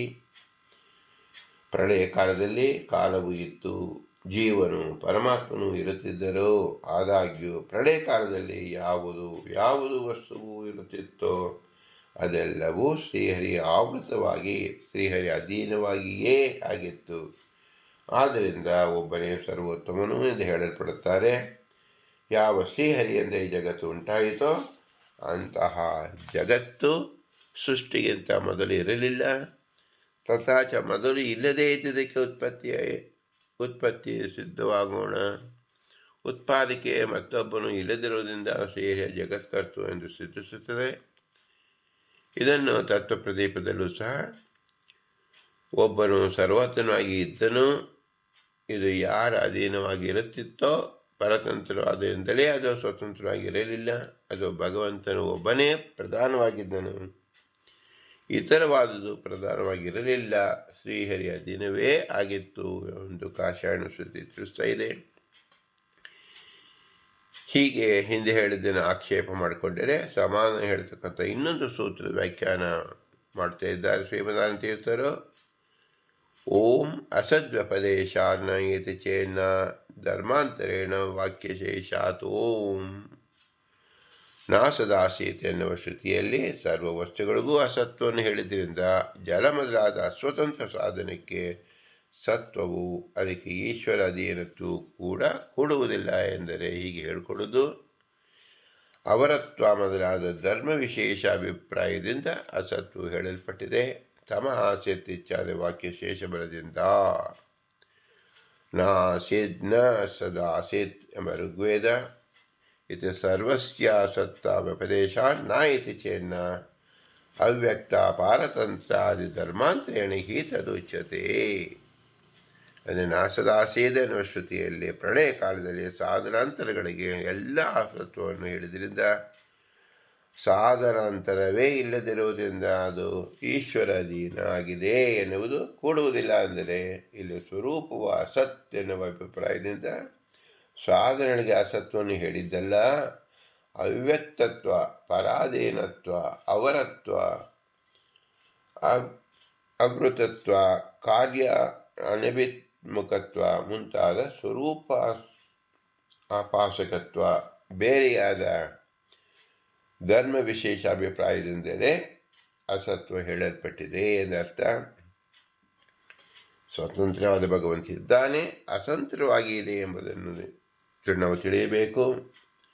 ಧರ್ಮಾಂತರದಿಂದ ಅಸತ್ವವನ್ನು ಹೇಳಿದ್ದು ಎನ್ನುವುದು ಹೇಗೆ ಅಂದರೆ ಸ್ವರೂಪ ಅಸತ್ತು ಎನ್ನುವ ಅಭಿಪ್ರಾಯದಿಂದಲೇ ಅಸತ್ವವನ್ನು ಹೇಳಿದ್ದು ಯಾಕೆ ಆಗಬಾರದು ಅಂದರೆ ತಮ ಆಸೀತ್ ಅಂತ ಋಗ್ವೇದದಲ್ಲಿದೆ. ಇತಿ ವಾಕ್ಯಶೇಷಾತ್ ತಮ ಆಸೀತ್ ಆನೀದ ವಾತಂ ಇದು ಮೊದಲಾದ ವಾಕ್ಯಶೇಷದಿಂದ ನಾಸದಾಸೀತ್ ಎನ್ನುವ ನಿಷೇಧ ವಚನಕ್ಕೆ ಸಾಧನಗಳ ಸ್ವರೂಪವೇ ಅಸತ್ ಹೊತ್ತು ಎನ್ನುವ ಅಭಿಪ್ರಾಯ ಇರುವುದಾದರೆ, ತಮ ಆಸೀತ್ ಎನ್ನುವ ವಾಕ್ಯಶೇಷದಿಂದ ವಿರೋಧವು ಬರುವುದು ಮತ್ತು ತಸ್ಮಾದ್ ಅನ್ಯಾತ್ ಎನ್ನುವ ವಾಕ್ಯಶೇಷದಲ್ಲಿ ಪ್ರಳಯ ಕಾಲದಲ್ಲಿ ಇರತಕ್ಕ ಬ್ರಹ್ಮನಿಂದ ಇತರವಾದ ಪ್ರಕೃತ್ಯಾದಿಗಳಿಗೆ ಸ್ವಾತಂತ್ರ್ಯವನ್ನು ನಿಷೇಧ ಮಾಡಿದ್ದರಿಂದಲೂ ಸ್ವಾತಂತ್ರ್ಯಾದಿ ಧರ್ಮಾಂತರ ನಿಷೇಧ ಪರತ್ವವನ್ನು ಅಂಗೀಕರಿಸಲೇಬೇಕು. ಇದನ್ನು ಪರರು ಬೇರೆ ಬೇರೆ ವ್ಯಾಖ್ಯಾನ ಮಾಡುತ್ತಾರೆ. ನಾವೇ ಅನ್ಯತ್ರವಾಗಿ ತಿಳಿಯುತ್ತೇವೆ. ಪರರು ಅಂದರೆ ನಾವು ನಮ್ಮಿಂದಲೇ ಆಯಿತು ಎಂಬತಕ್ಕಂಥ ಅಜ್ಞಾನ ಕಲ್ಪಿತವಾಗಿ ತಿಳಿದುಕೊಳ್ಳುತ್ತೇವೆ. ಅದಕ್ಕೆ ವೇದವ್ಯಾಸರು ಉತ್ತರ ಕೊಡುತ್ತಾರೆ, ನಚ ಅನ್ಯತ್ರ ಪ್ರಮಾಣಮಸ್ತಿ. ಈ ಅಧಿಕರಣದಲ್ಲಿ ಚೇತನ ಪ್ರಪಂಚಕ್ಕೆ ಪಾರಮಾರ್ಥಿಕವಾಗಿ ಬ್ರಹ್ಮ ಭೇದ ಹೇಳಲ್ಪಟ್ಟಿದೆ. ಏಕೆಂದರೆ ವಾಚಾರಂಭಣಂ ಇದು ಮೊದಲಾದ ಶ್ರುತಿಗಳ ದಶೆಯಿಂದ ಯಾವುದು ಪರವ್ಯಾಖ್ಯಾನವೋ ಅದು ಅಯುಕ್ತವಾಗಿದೆ. ಏಕೆಂದರೆ ಚೇತನ ಪ್ರಪಂಚವು ಬ್ರಹ್ಮನಿಂದ ಅಭಿನ್ನ ಎನ್ನುವ ವಿಷಯದಲ್ಲಿ ಪ್ರಮಾಣವಿಲ್ಲ ಮತ್ತು ಪ್ರಮಾಣ ವಿರೋಧ ಇದೆ. ಅಂದರೆ ಈ ರೀತಿ ಅಂದರೆ ನಮ್ಮ ಅನಿಸಿಕೆ ಇದು ಪರರ ವ್ಯಾಖ್ಯಾನ ಅಪ್ರಾಮಾಣಿಕವಾಗಿದೆ ಮಾತ್ರವಲ್ಲ, ಇದು ಪ್ರಮಾಣ ವಿರುದ್ಧವೂ ಆಗಿದೆ ಅನ್ನೋದನ್ನು ಉಪಪಾದಿಸುತ್ತಾರೆ ಶ್ರೀಮದಾಂತೀರ್ಥರು. ಅಜೋ ಹಿ ಏಕೋ ಜುಷಮಾಣಂ ಅನುಶೇತೆ ಜುಹಾತ್ನೇನಂ ಭುಕ್ತ ಭೋಗಾಮಜೋನ್ಯಃ. ಮಹಾನಾಮ್ನಿಯಲ್ಲಿ ತಿಳಿಸಿದಂತೆ ಅಜಾಮೇಕಂ ರೋಹಿತ ಶುಕ್ಲಕೃಷ್ಣ ಬಹ್ಯಂ ಪ್ರಜಾಂ ಜನಯಂತಿ ಸ್ವರೂಪಂ ಅಜೋ ಹಿ ಏಕಃ. ರಜಃ ಸತ್ವತಮೋ ಗುಣಾತ್ಮಕವಾದ ಬಹು ಪ್ರಜೆಗಳನ್ನು ಸೃಷ್ಟಿಸತಕ್ಕ ತನಗೆ ಸದೃಶ್ಯವಾದ ಮಹದಾದ ಕಾರ್ಯಗಳನ್ನು ಸೃಷ್ಟಿಸತಕ್ಕ ಹುಟ್ಟದಿರುವ ಪ್ರಕೃತಿಯನ್ನು ಸಂಸಾರಿ ಜೀವರು ಸೇವಿಸುತ್ತಾ ಅನುಸರಿಸಿಕೊಂಡು ಇರುತ್ತಾನೆ. ಮುಕ್ತಿಯನ್ನು ಹೊಂದತಕ್ಕ ಜೀವನು ಹಿಂದೆ ಭೋಗಗಳನ್ನು ಭೋಗಿಸಿಕೊಂಡಿದ್ದು ಈ ಪ್ರಕೃತಿಯನ್ನು ಪ್ರಳಯ ಕಾಲದಲ್ಲಿ ಬಿಡುತ್ತಾನೆ ಎಂದರ್ಥ. ಇಲ್ಲಿ ಮುಕ್ತ ಮತ್ತು ಅಮುಕ್ತರಿಗೆ ಭೇದವನ್ನು ಹೇಳಿದ್ರಿಂದ ಶ್ರೀಹರಿಗೂ ಸಂಸಾರಿಗಳಿಂದ ಭೇದ ಹೇಳಲ್ಪಟ್ಟಿದೆ. ಹೀಗೆ ಪರೋಕ್ತವಾದ ಚೇತನರಿಗೆ ಬ್ರಹ್ಮನಿಂದ ಭೇದವು ಎನ್ನುವ ವಿಷಯದಲ್ಲಿ ಪ್ರಮಾಣ ವಿರೋಧವನ್ನು ಹೇಳಿ ಈಗ ಅಚೇತನ ಪ್ರಪಂಚ ಬಾಧ್ಯ ಬ್ರಹ್ಮ ಅಭಿನ್ನ ಎನ್ನುವ ವಿಷಯದಲ್ಲಿಯೂ ಪ್ರಮಾಣ ವಿರೋಧವನ್ನು ಹೇಳುತ್ತಾರೆ. ಅನಾಜ್ಞಾನಂತ ಜಗದೇತ ಈ ಕೃತಿ ವರ್ತತೆ ನಾತ ವಿಚಾರಮಸ್ತಿ ನಚಾನ್ಯತಾ ಕ್ವಾಪಿ ಚ ತಸ್ಯ ಚ ಇದಂ ಅಭೂತ್ ಪುರ ನಾಪಿ ತದಾ ಭವಿಷ್ಯತ್. ಪ್ರವಾಹದ ಉತ್ಪತ್ತಿನಾಶ ಶೂನ್ಯವಾದ ನಾನಾ ವಿಧವಾದ ಪ್ರವಾಹ ರೂಪದಿಂದ ಇರತಕ್ಕ ಜಗತ್ತು ಪ್ರತಿಕಲ್ಪದಲ್ಲಿಯೂ ಪ್ರವೃತ್ತವಾಗತ್ತೆ. ಅನಾದಿತ್ವ ಅನಂತತ್ವ ಈದೃತ್ವ ರೂಪಗಳಾದ ಅರ್ಥಗಳಲ್ಲಿ ನಿರ್ಣೀತವಾಗಿದೆ ಯಾವುದೂ ಇಲ್ಲ, ಎಲ್ಲವೂ ನಿರ್ಣೀತವಾಗಿದೆ. ಈ ಜಗತ್ತು ಯಾವ ದೇಶದಲ್ಲಿಯೂ ಯಾವ ಕಾಲದಲ್ಲಿಯೂ ಯಾವ ಪುರುಷನಿಗೂ ಬಾಧಿತವಾಗಿ ಮೊದಲು ಇರಲಿಲ್ಲ, ಮುಂದೆಯೂ ಬಾಧ್ಯವೂ ಆಗಲಾರದು. ಆದ್ದರಿಂದ ಜಗತ್ತು ಪ್ರವಾಹತ ನಿತ್ಯ ಅಬಾಧ್ಯ ಎಂದು ಉಕ್ತವಾಗಿದೆ. ಜಗತ್ತು ಮಿಥ್ಯಾಭೂತವಾದುದು ಎನ್ನುವ ಮತ ಅದು ಅಸುರ ಮತವಾದ್ದರಿಂದ ಅಯುಕ್ತ ಎಂದು ಗೀತಾವಾಕ್ಯದಿಂದ ತೋರಿಸ್ತಾರೆ. ಅಸತ್ಯಂ ಅಪ್ರತಿಷ್ಠಂತೆ ಜಗದಾಹು ಅನೀಶ್ವರಂ ಎಂಬ ಗೀತಾ 14ನೇ ಅಧ್ಯಾಯ 8ನೇ ಶ್ಲೋಕದಲ್ಲಿ ಅಸುರರು ಜಗತ್ತನ್ನು ಅಸತ್ಯವಾದದಿಂದ ಜ್ಞಾನಭಾಜ್ಯವನ್ನಾಗಿಯೂ ನಿಯಾಮಕರಹಿತನನ್ನಾಗಿಯೂ ಹೇಳುತ್ತಾರೆ. ಅಂದರೆ ನಾನೇ ಜಗತ್ತಿನಿಗೆ ಒಡೆಯ, ನಾನೇ ರಾಜ ಅಂತ ಎಂಬತಕ್ಕಂಥದ್ದು ಜಗತ್ತಿಗೆ ಬಾಧ್ಯತ್ವಾದ ಹೇಳತಕ್ಕಂಥ ವಾದಿಗಳಿಗೆ ಅಸುರತ್ವಾದಿಗಳನ್ನು ಹೇಳಿದ್ರಿಂದ ಜಗತ್ತು ಅಬಾಧ್ಯವೆಂದು ಅವಗತವಾಗುತ್ತದೆ. ಎಲ್ಲ ರಾಜರು ಪ್ರಜೆಗಳು ಅಷ್ಟೇ ಏಕೆ ಇದು ನಮ್ಮ ಮನೆ ಅಂತ ಹೇಳಿಕೊಳ್ಳುವುದೇ ಅಸುರ ಸ್ವಭಾವ, ನಮ್ಮದು ಏನೂ ಇಲ್ಲ ಎಂಬತಕ್ಕಂಥದ್ದೇ ಸಾಧನ ಪ್ರಭಾವ. ವಿಷ್ಣು ಮಹಾತ್ಮ ವಿರುದ್ಧವಾಗಿರುವುದರಿಂದ ಜಗತ್ತು ಮಿಥ್ಯು ಎನ್ನುವ ಅಸುರ ಮತ ಎನ್ನುವುದು ಎಂದಿರ್ತಾರೆ. ಅಸತ್ಯಮಾಹು ಜಗದೇತಮಗ್ನಾಃ ಶಕ್ತಿಂ ಹರೇಃ ನ ವಿದುಃ ಪರಾಂ ಹಿ. ಯಹ ಸತ್ಯರೂಪಂ ಜಗದೇತದಿದೃಕ್ ಸೃಷ್ಟಾತ್ಮಭೂತ್ ಸ್ಯೋ ಕರ್ಮ ಮಹಾತ್ಮ ಎಂಬ ಶ್ರುತಿಯಲ್ಲಿ ಯಾರು ಈ ಜಗತ್ತನ್ನು ಅಸತ್ಯವನ್ನಾಗಿ ಹೇಳುತ್ತಾರೋ ಅವರು ಅಜ್ಞರು. ಯಾವ ಮಹಾತ್ಮನೂ ಸತ್ಯರೂಪವೇ ಆದ ಈ ನಾನಾ ವಿಧವಾದ ಜಗತ್ತನ್ನು ಸೃಷ್ಟಿ ಮಾಡಿ ಸತ್ಯಕರ್ಮ ನಾಮಕನು ಅದನ್ನು ಅಂತಹ ಶ್ರೀಹರಿ ಸರ್ವೋತ್ಕೃಷ್ಣಾದ ಶಕ್ತಿಯನ್ನು ತಿಳಿಯುವುದಿಲ್ಲ. ವಿಷಯವು ಸತ್ಯವಾಗದೆ ಸೃಷ್ಟ್ಯಾದ ಕ್ರಿಯೆಗೆ ಸತ್ಯತ್ವವನ್ನು ಕೂಡದೇ ಇರುವುದರಿಂದ ಸತ್ಯಕರ್ಮ ಎನ್ನುವ ಹೆಸರು ಕೂಡಲಾರದು. ಇದರಿಂದ ಜಗತ್ತಿಗೆ ಸತ್ಯತ್ವ ಸೂಚಿಸುತ್ತದೆ. ಅತೇನ ಮಾನಂ ಸತ್ಯಕರ್ಮೇತ ಸತ್ಯಂ ಹಿ ವೇದಂ ವಿಶ್ವಮಸಂ ಸೃಜತೆ. ಅತೇಹ ಮಾನಂ ನಿತ್ಯಂ ಕರ್ಮೇತ ನಿತ್ಯಂ ಹಿ ಅವಾಸಂ ಕುರುತೆ. ಯಾವ ಕಾರಣದಿಂದ ಶ್ರೀಹರಿಗೆ ಸತ್ಯವೇ ಆದ ಜಗತ್ತು ಸೃಷ್ಟಿಸುತ್ತಾನೋ ಆದ ಕಾರಣ ಶ್ರೀ ವಿಷ್ಣು ಸತ್ಯಕರ್ಮೆಂದು ಹೇಳುತ್ತಾರೆ. ಯಾವ ಕಾರಣದಿಂದ ಅಬಾಧಿತವಾದ ಕರ್ಮಗಳು ಶ್ರೀಹರಿ ಅಬಾಧ್ಯವೇ ಆದ ಜಗತ್ತನ್ನು ಸೃಷ್ಟಿ ಮಾಡುತ್ತಾನೋ ಆದ್ದರಿಂದಲೇ ಈ ಶ್ರೀಹರಿಯನ್ನು ನಿತ್ಯ ಕರ್ಮ ಎಂದು ಹೇಳುತ್ತಾರೆ. ಎಚ್ಚಿಕ್ಕೇತ ಸತ್ಯಮಿತ್ಯೇನ ಅಮೋಘಂ ಇತ್ಯಾದಿ ಶ್ರುತಿ ಸ್ಮೃತಿಭ್ಯ ಇತ್ಯಾದಿ ವಚನಗಳಿಂದ ಸ್ಮರಣೀಯವಾದ ಅವಿರಾದಿ ದ್ರವ್ಯಗಳನ್ನು ಭಕ್ತರಿಂದ ಹೊಂದಿಸ್ತಕ್ಕವನು, ಆದಾಗ್ಯೂ ಭಕ್ತರಿಗೋಸ್ಕರವೇ ಯಜ್ಞಾದ ಫಲವನ್ನು ಕೊಡತಕ್ಕವನು ಶ್ರೀಹರಿ ಯಾವ ಜಗತ್ತನ್ನು ಸೃಷ್ಟಿ ಮಾಡಿದನು ಅದು ಸತ್ಯವೇ, ಮಿಥ್ಯವಲ್ಲ. ಏಕೆಂದರೆ ಅದು ಅರ್ಥಕ್ರಿಯಾದಿಗಳಿಗೆ ಅನುಪಯುಕ್ತವಲ್ಲ. ಇದು ಮೊದಲಾದ ಶ್ರುತಿಗಳಿಂದ ಜಗತ್ತು ಸತ್ಯವೆಂದು ಸಿದ್ಧವಾಗುತ್ತದೆ. ಯಾದಿಪದೆಯಿಂದ ಕವಿರ್ಮನೀಷಿ ವಿಶ್ವಂ ಸತ್ಯ ಮೊದಲಾದವನ್ನು ಇಟ್ಕೊಳ್ಳಬೇಕು. ಜೀವ ಬ್ರಹ್ಮಣ ನ ಭಿದ್ಯಂತೆ ಚೇತನತ್ವಾತ್ ಬ್ರಹ್ಮವತ್ತು, ಪ್ರಪಂಚ ಬಾಹ್ಯ ದೃಶ್ಯತ್ವಾತ್ ಶುಕ್ತಿರೇತವತ್ತು. ಇದು ಮೊದಲಾದ ಯುಕ್ತಿಗಳು ಇದರಿಂದ ಜೀವೇಶ್ವರ ಐಕ್ಯಾದ ವಿಷಯದಲ್ಲಿ ಪ್ರಮಾಣವಿಲ್ಲ. ಹೇಗೆ ಕೊಡುತ್ತೆ ಅಂದರೆ ಪರಸ್ಪರ ವಿರೋಧೇತು ವಾಕ್ಯಾನಂ ಯತ್ರ ಯುಕ್ತತಾ ತಥೇವ ಅರ್ಥಾದಿ ಪರಿಜ್ಞೇಯೋ ನಾ ವಾಕ್ಯಂ ಯುಕ್ತಿರಿಷ್ಯತೆ ಎಂಬ ಬೃಹತ್ ಸಂಹಿತಾಯದಲ್ಲಿ ತಿಳಿಸಲ್ಪಟ್ಟಿದ್ದಾರೆ. ವಾಕ್ಯಕ್ಕೆ ಪರಸ್ಪರ ವಿರೋಧ ಪ್ರಾಪ್ತವಾದರೆ ಯಾವ ವಾಕ್ಯದಲ್ಲಿ ಯುಕ್ತ ಸಿದ್ಧಾರ್ಥತ್ವ ಇದೆಯೋ ಅಂತಹ ವಾಕ್ಯವನ್ನು ಅನುಸರಿಸಿಕೊಂಡು ಮತ್ತೊಂದು ವಾಕ್ಯದ ಅರ್ಥವನ್ನು ತಿಳಿಯಬೇಕು.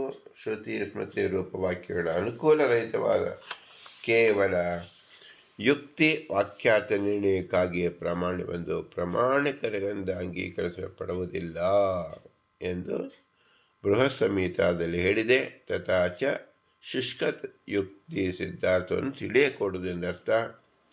ಹೀಗೆ ಹಿಂದೆ ಹೇಳಿರುವ ಶ್ರುತ್ಯಾದಿಗಳು ಸತ್ಯತ್ವದ ಪ್ರಮಾಣವು ಹಾಗೆಯೇ ಅಚೇತನ ಪ್ರಪಂಚವು ಬಾಧ್ಯವಾಗಿದೆ ಎನ್ನುವ ವಿಷಯದಲ್ಲಿ ವಾಚಾರಮಣಂ ಇದಂ ಮೊದಲಾದ ಶ್ರುತಿಗಳು ಪ್ರಮಾಣಗಳಾಗಲಿ. ಅಂದರೆ ವಿರುದ್ಧವತ್ ಪ್ರತೀಯಂತೆ ಆಗಮ ಯತ್ರ ವೈ ಮಿತಃ ತತ್ರ ದೃಷ್ಟಾನುಸಾರೇಣ ತೇಷಾಂ ಅರ್ಥೋ ಅನ್ವೇಕ್ಷಕೇಥೇ. ಮಿಥ್ಯತ್ವ ಸತ್ಯತ್ವ ಮೊದಲಾದ ಎರಡು ಅರ್ಥವನ್ನು ಬೋಧಿಸತಕ್ಕಂಥ ಆಗಮಗಳು ಯಾವಾಗ ಪರಸ್ಪರವಾಗಿ ವಿರೋಧ ಇದ್ದುಗಳಂತೆ ತೋರುತ್ತದೋ ಆಗ ಪ್ರತ್ಯಕ್ಷಾನುಸಾರವಾಗಿ ಅಥವಾ ಅತಿ ಬಲವುಳ್ಳ ಬಹುಪ್ರಮಾಣದರ್ಶನವನ್ನು ಅನುಸರಿಸಿ ಆಗಮಗಳಿಗೆ ಆಪಾತತಃ ಪ್ರತೀಕವಾದ ಅರ್ಥಕ್ಕಿಂತ ಇತರವಾದ ಅರ್ಥವು ಮುಖ್ಯ ವೃತ್ತಿಯಿಂದ ತಿಳಿಯಲ್ಪಡುತ್ತದೆ. ಹೀಗೆ ಬ್ರಹ್ಮತರ್ಕದಲ್ಲಿ ಹೇಳಿದೆ. ಪಾರಮಾರ್ಥಿಕ ವಿರೋಧ ಇದ್ದರೆ ಅವುಗಳನ್ನು ಬಿಟ್ಟು ಬಿಡಬೇಕು, ವ್ಯಾಖ್ಯಾನ ಮಾಡಿಕೊಡುವುದು ಎನ್ನುವ ಅಭಿಪ್ರಾಯದಿಂದ ವಿರುದ್ಧವತ್ತು ಎಂದು ಹೇಳಿರುವುದು. ತಥಾಚ ಪ್ರಕೃತ ಸಾಕ್ಷಿ ಪ್ರತ್ಯಕ್ಷವನ್ನು ಅನುಸರಿಸಿ ಅನನ್ಯತ್ವ ಶ್ರುತ್ಯಾದಿಗಳನ್ನು ಅನ್ಯತಾ ವ್ಯಾಖ್ಯಾನ ಮಾಡಬೇಕಾಗಿರುವುದರಿಂದ ಅವುಗಳ ಅನ್ಯತ್ವ ಐಕ್ಯಾದ ವಿಷಯದ ಪ್ರಮಾಣವಾಗಲಾರದು. ಪ್ರಪಂಚಕ್ಕೆ ಮಿಥ್ಯತ್ವವನ್ನು ಹೇಳುವುದಂತೆ ತೋರುವ ಶ್ರುತ್ಯಾದಿಗಳಿಗೆ ಅನ್ಯಾರ್ಥವನ್ನು ಹೇಳಬೇಕು ಎನ್ನುವುದು ಶ್ರುತಿಸಿದ್ಧ ಆಗಿದೆ ಎನ್ನುತ್ತಾರೆ. ಈಶೋ ಅನೀಶಃ ಜಗನ್ಮಿಥ್ಯ ನ ಪೂಜ್ಯೋ ಗುರುರಿಚ್ಯಪಿ ಇತ್ಯಾದಿವದ್ವಿರುದ್ಧಾನಿ ವಚನಾನಿ ಅನ್ಯತಾ ಯುಕ್ತಿಯಃ ಪ್ರಮಾಣೈಃ ಬಹುವಿಜ್ಞೇಯಂ ಯಾಭಾಸ ಇತಿ ವೈದಿಕೈಃ. ಈಶನು ನಿಯಾಮಕನಲ್ಲ, ಜಗತ್ತು ಮಿಥ್ಯೆಯು, ಗುರುಗಳು ಪೂಜ್ಯರಲ್ಲ, ಒಬ್ಬನೇ ಚೇತನ, ಪರಬ್ರಹ್ಮನೇ ಮೋಕ್ಷ. ಇದು ಮೊದಲಾದ ಅರ್ಥಗಳನ್ನು ಸಾಧಿಸಬೇಕಾದ ವಚನಗಳ ಯುಕ್ತಿಯಂತೆಯ ಪ್ರಮಾಣಗಳೆಂದು ಪ್ರತೀಕವಾದ ವಚನಗಳು ಯುಕ್ತಿಗಳು ಕೂಡ ಅನೇಕ ವೈದಿಕ ಪ್ರಮಾಣಗಳಿಂದ ವಿರುದ್ಧವಾಗಿದ್ದೆವೆಯೋ ಆದ ಕಾರಣ ಇದೆಲ್ಲವೂ ಆಭಾಸಗಳೆಂದು ವೇದಾರ್ಥ ಜ್ಞಾನವರಿಂದ ತಿಳಿಯಲ್ಪಡಬೇಕು. ಅಂದರೆ ಈ ಥರ ವಾಕ್ಯವನ್ನು ನಾನೇ ಮಾಡಿದೆ ಎಂಬ ಡಂಬಾಚಾರವನ್ನು, ನನ್ನಿಂದಲೇ ಎಲ್ಲವೂ ಎಂಬತಕ್ಕಂಥ ಅಹಂಕಾರವನ್ನು ಬಿಟ್ಟು ಬಿಡಬೇಕು ಎಂದರ್ಥ. ವಚನಗಳಿಗಿಂತ ವಿರೋಧ ಪ್ರಮಾಣಗಳು ಪ್ರಬಲಗಳು, ನಿರವಕಾಶಗಳು ಎಂದು ಸಮರ್ಥಿಸೋಸ್ಕರವಾಗಿ ಬಹುಬಿಹಿ ಎಂದು ಹೇಳಿದ್ದಾರೆ. ಜ್ಞಾನಿಗಳು ಏನು ತಿಳ್ಕೊತಾರೆ? ಭಗವಂತ ಸ್ವತಂತ್ರ ಅಂತ ತಿಳ್ಕೊತಾರೆ. ಅಜ್ಞಾನಿಗಳೇನು ತಿಳ್ಕೊತಾರೆ? ನಾನೇ ಸ್ವತಂತ್ರ ಅಂತ ತಿಳ್ಕೊತಾರೆ. ಅವೈದಿಕ ವಚನಗಳಿಂದ ಯುಕ್ತಿಗಳ ಪ್ರಬಲಗಳು ಮತ್ತು ಸೂಚಿಸೋಸ್ಕರವಾಗಿ ಬಹುಬಿಹಿ ಎಂಬ ವೈದಿಕೈಹಿ ಎಂದು ಹೇಳಿರುವುದು ನಿರವಕಾಶ ಆಗಿದೆ ಎಂದು ಉಕ್ತವಾಗಿದೆ. ಪ್ರಮಾಣ ವಿರುದ್ಧವಾದ ದೃಶ್ಯತ್ವಾನುಮಾನದಂತೆ ಆಗಮವನ್ನು ಅಪ್ರಮಾಣವೆಂದು ಬಿಡುಕೊಡುವುದು ಮತ್ತು ಅದಕ್ಕೆ ಅರ್ಥಾಂತರವನ್ನು ಕಲ್ಪಿಸಬೇಕು ಎನ್ನುತ್ತಾರೆ. ವೇದಾನುಸಾರೇಷು ವಿರೋಧೆ ಅನ್ಯರ್ಥ ಕಲ್ಪನಾ ಅನ್ಯೇಷಾಂ ತು ವಿರುದ್ಧಾನಂ ವಿಪ್ರಲಂಬೋ ಅಥವಾ ವಾ ಭ್ರಮಃ ಇತಿ ಭಾಗವತ ತಂತ್ರೆ. ವೇದಗಳು ಮತ್ತು ವೇದಾನುಸಾರಗಳಾದ ವಚನಗಳಲ್ಲಿ ಪ್ರಬಲ ಪ್ರಮಾಣಗಳಿಂದ ವಿರೋಧವು ಬಂದರೆ ಅವರ ಅರ್ಥಾಂತರವನ್ನು ಅವಿರುದ್ಧವಾದ ಅನ್ಯಾರ್ಥವನ್ನು ಕಲ್ಪಿಸಬೇಕು. ವೇದಾನುಸಾರಿಗಳಿಂದ ಇತರವಾದ ಪ್ರಮಾಣ ವಿರುದ್ಧಗಳಾದ ವಚನಗಳಿಗೆ ವಂಚನೆಯ ಕಾರಣ ಅಥವಾ ಭ್ರಮೆಯ ಕಾರಣ ಎಂದು ಕಲ್ಪಿಸಬೇಕು. ಸರ್ವದಾ ಅದಕ್ಕೆ ಆಭಾಸತ್ವವೇ ಹೀಗೆ ಭಾಗವತ ತತ್ವದಲ್ಲಿ ತಿಳಿಸಿದೆ. ಇದರಿಂದ ವಿಪ್ರಲಂಬಾದಿಗಳು ಮೂಲವು ಎನ್ನುವ ವಿಷಯದಲ್ಲಿ ವಿರೋಧ ಕಾರಣ ಎಂದು ಉಕ್ತವಾಗಿದೆ. ಈ ಯುಕ್ತಿ ಪ್ರಮಾಣವೇ ಆಗಿರುವುದರಿಂದ ಸಾಧಕ ಯಾಕೆ ಆಗಬಾರದು ಅಂದರೆ ಶಾಸ್ತ್ರಾರ್ಥಯುಕ್ತೋ ಅನುಭವ ಪ್ರಮಾಣಂ ತು ಉತ್ತಮಂ ಮತಂ ಮಧ್ಯಮಂ ತ್ವಾಗ ಆಗಮೋ ಜ್ಞೇಯ ಪ್ರತ್ಯಕ್ಷ ಅಧಮಂ ಸ್ಮೃತಃ. ಹಾಗಾದರೆ ಮುಖ್ಯವಾಗಿ ಪ್ರಮಾಣ ಯಾವುದು ಅಂತ ಹೇಳಿದರೆ ಶಾಸ್ತ್ರಾರ್ಥ ವಿಷಯವಾಗಿ ಶಾಸ್ತ್ರಾನುಕೂಲವಾದ ಯಥಾರ್ಥ ಜ್ಞಾನ ಸ್ವರೂಪವಾದ ಕೇವಲ ಪ್ರಮಾಣವೇ ಸಾಕ್ಷಾತ್ ಜ್ಞೇಯ ವಿಷಯಕಾರಿಯಾದುದರಿಂದ ಉತ್ತಮ ಪ್ರಮಾಣ ಎಂದು ಪ್ರಮಿತವಾಗಿದೆ. ಕೇವಲ ಪ್ರಮಾಣಕ್ಕೆ ಸಾಧನವಾದ್ದರಿಂದ ಅದಕ್ಕಿಂತ ನಿಕೃಷ್ಟವಾದುದರಿಂದಲೂ ದೃಷ್ಟಾದೃಷ್ಟ ಸರ್ವ ವಿಷಯಕವಾದುದರಿಂದ ದೃಷ್ಟ ಮಾತ್ರ ವಿಷಯಕ ಪ್ರತ್ಯಕ್ಷಕ್ಕಿಂತ ಪೂರ್ವಭಾವಿಯಾದ್ದರಿಂದ ಆಗಮವು ಮಧ್ಯಮ ಪ್ರಮಾಣ, ಸರ್ವ ವಿಷಯಕವಾಗದೇ ಇರುವುದರಿಂದ ಪ್ರತ್ಯಕ್ಷವು ಅಧಮ ಪ್ರಮಾಣದಿಂದ ಸ್ಮೃತವಾಗಿದೆ. ಪ್ರತ್ಯಕ್ಷಯೋರಾಗಂ ಮಯೋ ವಿರೋಧೆ ನಿಶ್ಚಮಯತು ಅನುಮಾಯಾಜ್ಯಂ ನ ಸ್ವತಂತ್ರ ಪ್ರಮಾಣ ಪದವಿಂ ಯುಹು ಇತಿ ಪುರುಷೋತ್ತಮತಂತ್ರೇ. ಅನುಪ್ರಮಾಣ ರೂಪವಾದ ಅನುಮಾನ ಅರ್ಥಾಪತ್ತಿಗಳು ಪ್ರತ್ಯಕ್ಷಗಳಿಗೂ ಆಗಮಗಳಿಗೂ ವಿರುದ್ಧವಾದರೆ ಅಲ್ಲಿ ಒಂದು ಅರ್ಥವನ್ನು ನಿಶ್ಚಯಿಸುವಾಗಿ ಸಹಾಯಕಗಳಾಗಿ ಯಾವ ಕಾರಣದಿಂದ ಅಪೇಕ್ಷಿಸಲ್ಪಡುತ್ತದೋ ಅದರಿಂದ ಸ್ವತಂತ್ರವಾಗಿ ಪ್ರಮಾಣ ಭಾವವನ್ನು ಹೊಂದಿಸಲಾರದು. ಆದ ಕಾರಣ ಎಲ್ಲದಕ್ಕಿಂತ ನಿಕೃಷ್ಟಗಳು. ಹೀಗೆ ಪುರುಷೋತ್ತಮ ತತ್ವದಲ್ಲಿ ಕೇವಲ ಯುಕ್ತಿಗೆ ಅಸಾಧಕತ್ವ ಯುಕ್ತವಾಗಿದೆ. ಸಾಧನಾಂತರಗಳನ್ನು ಅಂಗೀಕರಿಸಿಕೊಂಡು ಅವುಗಳಿಗೆ ಈಶ್ವರನ ಅಧೀನವನ್ನು ಹೇಳುವುದಕ್ಕಿಂತ ಸಾಧನಗಳು ಇಲ್ಲವೆಂದು ಹೇಳುವುದೇ ಶ್ರೇಷ್ಠ. ಅದೇ ಶ್ರೇಷ್ಠ ಸಾಧನಗಳು ಇಲ್ಲದೇನೆ ಸೃಷ್ಟಾದಿಗಳನ್ನು ಮಾಡುತ್ತಾನೆ ಅಂಗೀಕರಿಸಿದೆ ಮಹಿಮಾಧಿಕ್ಯವು ಸಿಗುತ್ತದೆ ಎನ್ನುವ ಆಶಂಕೆಯನ್ನು ಪರಿಹರಿಸತಕ್ಕಂಥ ಸೂತ್ರವನ್ನು ಹೇಳುತ್ತಾರೆ. ಓಂ ಯುಕ್ತೇ ಶಬ್ದಾಂತರಾಚ್ಛ ಓಂ. ನಿಕೃಷ್ಟವಾದ ಭಗವದಧೀನವಾದ ಪ್ರಕೃತ್ಯಾದಿ ಸಾಧನಗಳು ಇದೆ ಎಂದು ಅಂಗೀಕರಿಸುವುದೇ ಯುಕ್ತೇ ಯುಕ್ತವಾದ್ದರಿಂದ ಭಗವನ್ ಮಹಿಮೆಗೆ ವಿರೋಧಿಯಾಗುವುದಿಲ್ಲವೆಂದೇ ಆಗಮ ಸಿದ್ಧವಾಗಿದೆ. ಆತ್ಮಸಂಭೂತ ಹಿರಣ್ಯಗರ್ಭ ಎಂಬ ಶ್ರುತಿಯಿಂದ ಸಾಧನಾನಂ ಸಾಧನತ್ವಂ ಯದಾ ಆತ್ಮಾದೀನ ಮಿಷ್ಯತೆ ತದಾ ಸಾಧನ ಸಂಪತ್ತಿ ಐಶ್ವರ್ಯ ಜ್ಯೋತಿಕಾ ಭವೇತ್ ಇತ್ಯಾದೇಹ ಸಾಧನಾಂತರೇಣ ಸೃಷ್ಟಿಯುಕ್ತ ಆತ್ಮಸಂಭೂತ ಹಿರಣ್ಯಗರ್ಭ ಇತ್ಯಾಷ್ಟೌ ಮಹಾನಾಮ್ನಿ ಇತ್ಯಾದ್ಯ ಶಬ್ದಾಂತರಶ್ಚ.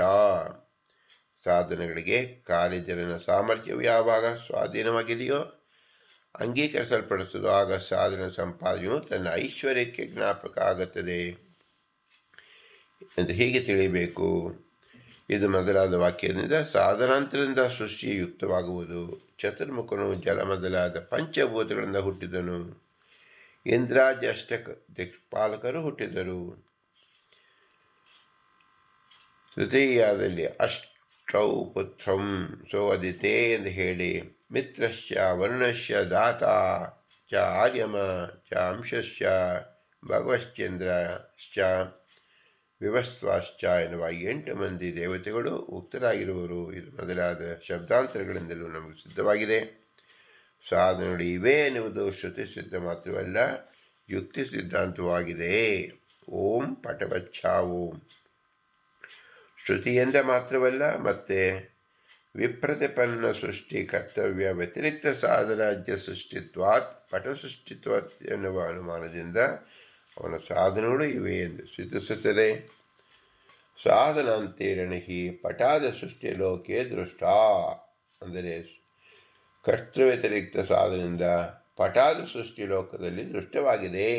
ಹಾಗಾದರೆ ಸಾಧ್ಯದಲ್ಲಿ ಸ್ವತಂತ್ರ ಪದವನ್ನು ಸೇರಿಸಿ ಕರ್ತೃವ್ಯತಿರಿಕ್ತ ಸ್ವತಂತ್ರ ಸಾಧನೆಗಳ ಸಿದ್ಧಿ ಆಗಬೇಕಾಗುವುದು ಎನ್ನುವ ಆಶಂಕೆಯನ್ನು ಪರಿಹರಿಸುವುದಕ್ಕೆ ಸೂತ್ರವನ್ನು ವ್ಯಾಖ್ಯಾನ ಮಾಡುತ್ತಾರೆ.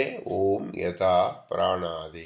ಓಂ ವಿಪ್ರತಿಪನ್ನ ಸಾಧನಜಾತಂ ನ ಸ್ವತಂತ್ರಂ ಪ್ರೇರಣಾರ್ಥಂ ಈಶ್ವರೇಣ ಅನುಪ್ರವಿಷ್ಟತ್ವಾತ್ ಯಥಾ ಶರೀರ ಇಂದ್ರಿಯಾಣಾದಿ ತಚ್ಚ ಸಾಧನಜಾತಂ ತೇಷಂ ಅನುಪ್ರವಿಷ್ಟಮೇವ ಯಥಾ ಶರೀರ ಇಂದ್ರಿಯಾದಿ. ಪ್ರಳಯ ಕಾಲದಲ್ಲಿರತಕ್ಕ ಸಾಧನಗಳ ಸಮುದಾಯ ಶ್ರೀಹರಿಗಿಂತಲೇ ಪ್ರವಿಷ್ಟವಾಗಿದೆ. ಯ ಪ್ರಾಣೇ ತಿಷ್ಠನ್ ಇತ್ಯಾದಿ ಶ್ರುತಿಗಳಿಂದ ಶರೀರ ಇಂದ್ರಿಯ ಪ್ರಾಣಾದಿಗಳಂತೆ, ಅದರಿಂದ ಅದು ಹೇಗೆ ಸ್ವತಂತ್ರವಲ್ಲವೋ ಹಾಗೆಯೇ ಈ ಸಾಧನ ಸಮುದಾಯವು ಸ್ವತಂತ್ರವಲ್ಲ ಎಂಬುದರ್ಥ. ಸಾಧನಗಳು ಶ್ರೀಹರಿಯಿಂದ ಪ್ರವಿಷ್ಟಗಳು ಎನ್ನುವ ವಿಷಯದಲ್ಲಿ ಪ್ರಮಾಣವನ್ನು ಹೇಳುತ್ತಾರೆ. ಪ್ರಕೃತಿಂ ಪುರುಷಂ ಚೈವ ಪ್ರವಿಶ್ಯ ಪುರುಷೋತ್ತಮಃ ಕ್ಷೋಭಯಾಮಾಸ ಭಗವಾನ್ ಸೃಷ್ಟಾರ್ಥಂ ಜಗತೋ ವಿಭುಃ ಎಂಬುದು ಕೌರ್ಮ ಪುರಾಣದ ವಚನ. ಸಮರ್ಥನಾದ ಪುರುಷೋತ್ತಮನಾದ ಶ್ರೀಹರಿ ಪ್ರಕೃತ್ಯ ಅಂತರ್ಯಾಮಿಯಾದ ಸರಸ್ವತಿಯನ್ನು, ಚತುರ್ಮುಖನನ್ನು ಅಥವಾ ಜಡ ಪ್ರಕೃತಿಯನ್ನು, ಜೀವನನ್ನು ಅಥವಾ ಸ್ತ್ರೀ ಪುರುಷಾಂಕ್ಯ ಮಿಥುನವನ್ನು ಪ್ರವೇಶ ಮಾಡಿಯೇ ಜಗತ್ತಿನ ಸೃಷ್ಟಿಗಾಗಿ ಪ್ರಕೃತಿ ಪುರುಷನನ್ನು ಸೃಷ್ಟಿಯಲ್ಲಿ ಉದ್ಯುಕ್ತರನ್ನಾಗಿ ಮಾಡಿದನು. ಹೀಗೆ ಕೂರ್ಮ ಪುರಾಣ ತಿಳಿಸಿದೆ. ಒಟ್ಟಿನಲ್ಲಿ ನಾವು ಏನು ತಿಳ್ಕೊಳ್ಳಬೇಕು? ಎಲ್ಲವೂ ಭಗವಂತನಿಂದಲೇ ನಡೆಯುತ್ತಿರುವುದು. ಇದನ್ನು ಜೀವನನ್ನು ಟೂಲ್ ಅಂತ ಉಪಯೋಗಿಸಿಕೊಂಡು ಮಾಡುತ್ತಿದ್ದಾರೆ. ನಮ್ಮನ್ನು ಉಪಯೋಗಿಸಿಕೊಂಡು ಈ ಜಗತ್ತು ಹುಟ್ಟಿದೆ ಎಂದು ನಾವು ತಿಳಿಸ್ತಾ ಇದ್ದೆವು. ಇದು ಭ್ರಮೆ. ಭಗವಂತನೇ ನಮ್ಮ ಒಳಗಡೆ ನಿಂತು ಈ ಕಾರ್ಯ ಮಾಡುತ್ತಿದ್ದಾನೆ ಎಂಬುದು ಯಥಾರ್ಥ. ಈ ಒಟ್ಟು ಅಧಿಕರಣ ಸಾರಾಂಶ ಏನು?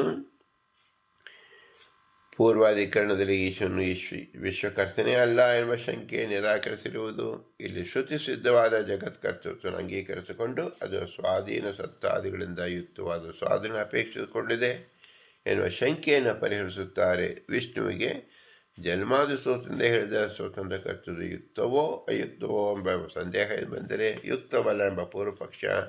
ಹೇಗೆಂದರೆ ಮಹದಾದಿ ಸೃಷ್ಟಿ ಕರ್ತೃತ್ವ ಸಾಧನ ಸ್ವತಂತ್ರ ಸಾಧನತಾಪೇಕ್ಷ ಸೃಷ್ಟಿತ್ವಾತ್ ಪಟ ಸೃಷ್ಟಿವತ್ವ ಇದು ಮೊದಲಾದ ಬಹುಯುಕ್ತಿ ವಿರೋಧವಿದೆ. ಮತ್ತು ಆತ್ಮಸಂಭೂತ ಎನ್ನುವ ಶ್ರುತ್ಯಂತರದಲ್ಲಿ ಅಬಾಧ ಸ್ವತಂತ್ರ ಸಾಧನಾಂತರವನ್ನು ಹೇಳಿದ್ರಿಂದ ಅದರಿಂದಲೂ ವಿರೋಧ ಬರುತ್ತೆ. ಅಂದರೆ ವಿಷ್ಣುವಿಗೆ ಸ್ವತಂತ್ರ ಕರ್ತೃ ಇದೆ, ಯುಕ್ತವೇ ಆಗಿದೆ. ಕಿಂ ಸೀದ್ ಅಧಿಷ್ಠಾನ ಆರಂಭಣಂ ಎನ್ನುವ ಶ್ರುತಿಯಲ್ಲಿ ಅಧಿಷ್ಠಾನ ಮೊದಲಾದ ಸಾಧನಗಳನ್ನು ಆಕ್ಷೇಪಿಸುವುದರಿಂದಲೂ ನ ಆಸೇದ್ ಇತ್ಯಾದಿ ಶ್ರುತಿಗಳಿಂದ ಭೂತ ಮೊದಲಾದ ಸಾಧನವು ಸ್ವತಂತ್ರವಾಗಿ ಇಲ್ಲವೆಂದು ಹೇಳಿದ್ದರಿಂದ ಆ ಶ್ರುತಿಯಿಂದಲೂ ವಿಮತ ಸೃಷ್ಟಿ ನ ಕರ್ತು ನ ಸ್ವತಂತ್ರ ಸಾಧನಾಪೇಕ್ಷ ಪರತಂತ್ರ ಕರ್ತೃತ್ವಾನ್ಯತ್ರೇ ಸತಿ ಸೃಷ್ಟಿತ್ವಾತ್ ಇದು ಮೊದಲಾದ ಅನುಮಾನದಿಂದ ವಿರುದ್ಧವಾಗಿರುವುದರಿಂದ ಮತ್ತು ಪ್ರಾಣಾದಿಗಳು ಈಶ್ವರನಿಂದ ಪ್ರವಿಷ್ಟಗಳಾಗಿರುವುದರಿಂದ ಅವುಗಳಿಗೆ ಅಸ್ವಾತಂತ್ರ್ಯವಿದ್ದಂತೆಯೇ ಪ್ರಕೃತಿ ಪುರುಷಂ ಚೈವ ಎನ್ನುವ ಸ್ಮೃತಿಯಿಂದ ಈಶ್ವರನಿಂದ ಪ್ರವಿಷ್ಟವಾಗಿರುವುದರಿಂದ ಸಾಧನೆಗೆ ಸ್ವಾತಂತ್ರ್ಯ ನಿಶ್ಚಯವಾಗಿದ್ದರಿಂದ ಹಿಂದೆ ಹೇಳಿದ ಅನುಮಾನಗಳು ಬಾಧಿತವಾಗಿದೆ. ಸರ್ವೇಶ್ವರನು ಜಗತ್ತನ್ನು ಸೃಷ್ಟಿಸುವಾಗ ನಿಕೃಷ್ಟವಾದ ಸ್ವತಂತ್ರಗಳಾದ ಸಾಧನಾಂತರಗಳನ್ನು ಲೀಲಾರ್ಥವಾಗಿ ಸ್ವೀಕರಿಸುವನು. ಏವಂಚ ಸ್ವತಂತ್ರ ಸಾಧನ ಅಪೇಕ್ಷಲೋಕ್ಯ ಶಕ್ತಿ ನಿಬಂಧನ ಈಶ್ವರಸ್ಥಿತೋ ಅಸಾಮರ್ಥ್ಯಂ ನ ಕುತ್ರಾಪಿ ಈಶ್ವರತ್ವತಃ ದ್ರವ್ಯಸ್ಯ ಕರ್ಮಕಾಲಾದೇಹೇ ಶ್ರೂಯತೆ ಚೇತ ತತ್ರತಃ ನಾನಾಶಿಲ್ಪೇಷು ನಿಪುಣಃ ಸಾಧನಂ ಹಿ ಸ್ವಯಮೇವ ಹಿ ಸಂಪಾದ್ಯತೇನ ಕಾರ್ಯೇಣ ಕುರ್ವನ್ ಲೋಕೇಶು ದೃಶ್ಯತೆ. ಸ್ವಾಧೀನ ಸಾಧನಾನಾಂ ತು ಈಶಸ್ಯ ನ ವಿರುದ್ಯತೆ ಪ್ರಮಿತತ್ವಾತ್ ಲೀಲತ್ವಾತ್ ಈಶಾತ್ವಾಘಾತಕ ತತ್ವತಃ ಲೀಲೆಯಾ ದಂಡಮಾಲಾಭ್ಯಂ ಗಚ್ಚನ್ ಕಿಂ ಪಂಗುತಂ ವ್ರಜೇತ್ ಎಂಬ ಯುಕ್ತಿಗಳಿಂದ ಸ್ವತಂತ್ರನಾದ ಭಗವಂತನೇ ಯಾವ ಅಪೇಕ್ಷೆಯಿಲ್ಲದೆ ನಡೆಸುತ್ತಿದ್ದಾನೆ. ಹಾಗಾದರೆ ನಾವು ಮಾಡುತ್ತೇವೆ, ನಮ್ಮ ಕೈಯಲ್ಲಿ ನಡೆಸುತ್ತೇವೆ, ನಾವು ಹೇಳುತ್ತೇವಲ್ಲ ಅಂದರೆ ಇದು ಭಗವಂತನ ಒಳಗಡೆ ನಿಂತು ಮಾಡುತ್ತಿದ್ದಾನೆ. ಇದನ್ನು ನಾವೇ ಮಾಡುತ್ತಿದ್ದೇವೆ ಎಂಬತಕ್ಕಂಥದ್ದು ಯುಕ್ತಿ ಸಮಂಜಸವಲ್ಲ. ನಾವು ಹುಟ್ಟಿಗೆ ಮೊದಲೇ ಮನೆಗಿತ್ತು, ಜಾಗ ಇತ್ತು, ಪ್ರಪಂಚವಿತ್ತು, ನೀರಿತ್ತು, ಬೆಂಕಿ ಇತ್ತು, ಬೆಟ್ಟವಿತ್ತು. ಇದನ್ನು ನನ್ನದು, ನನ್ನ ನೀರು, ನನ್ನ ಬೆಟ್ಟ, ನನ್ನ ಮನೆ ಅಂತ ಹೇಳೋದು ಹೇಗೆ ಉಚಿತವಾಗುತ್ತದೆ?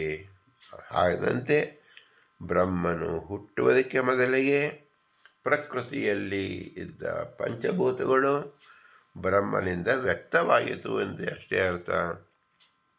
ಅದು ಭಗವಂತ ಪ್ರಳಯ ಕಾಲದಲ್ಲಿ ಎಲ್ಲವೂ ತಾನೇ ಧರಿಸಿದ್ದ ಸೃಷ್ಟಿ ಕಾಲದಲ್ಲಿ ಬ್ರಹ್ಮನ ಮೂಲಕ ಗೋಚರಿಸಿದ ಬ್ರಹ್ಮನಿಗೆ ತಿಳಿಯುವಂತೆ ಮಾಡಿದ. ಅಂದರೆ ನಾವು ಹುಟ್ಟಿದ ಮೇಲೆ ನಮ್ಮ ತಂದೆ ತಾಯಿಗಳನ್ನು ತೋರಿಸುವಂತೆ, ತಂದೆ ತಾಯಿಗಳು ನಮಗಿನ ಮೊದಲೇ ಇದ್ದರು, ನಾವು ನಮ್ಮ ತಂದೆ ತಾಯಿ ಹುಟ್ಟಿಸಿದರಲ್ಲ.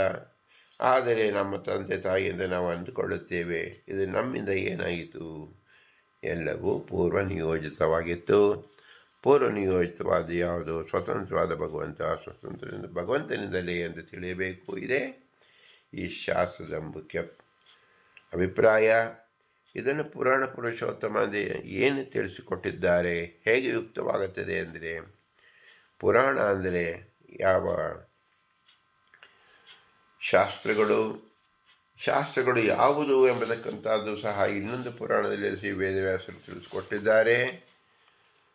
ಯಾವುದು ಪುರಾಣಗಳು ಅಂದರೆ ಋಗ್ಯಜುಸಾಮ ಸರ್ವಸ್ಯ ಭಾರತಂ ಪಂಚರಾತ್ರಕಂ ಮೂಲ ರಾಮಾಯಣಂ ಚೈವ ಶಾಸ್ತ್ರಮಿತಿ ಅಭಿಧೀಯತೆ ಯಚ್ಚಾನುಕೂಲಮೇತಸ್ತಸ್ಯ ಶಾಸ್ತ್ರಂ ಪ್ರಕೀರ್ತಿತಂ ಅಥೋ ಅನ್ಯ ಗ್ರಂಥ ವಿಸ್ತಾರೋ ನೈವ ಶಾಸ್ತ್ರಂ ಕುವರ್ತಮ ತತ್ ಎಂಬತಕ್ಕಂಥದ್ದಾಗಿ ವಾಕ್ಯವಿದೆ. ಇದು ವಿಷ್ಣು ತತ್ವನಿಂದಲೂ ಸಹ ವೇದವ್ಯಾಸ ದೇವರು ತಿಳಿಸಿದಂತಹ ಪುರಾಣ ವಾಕ್ಯವನ್ನು ಸೇವದಾನ ತೀರ್ಥರು ಜೋಡಿಸಿ ತಿಳಿಸಿಕೊಟ್ಟಿದ್ದಾರೆ.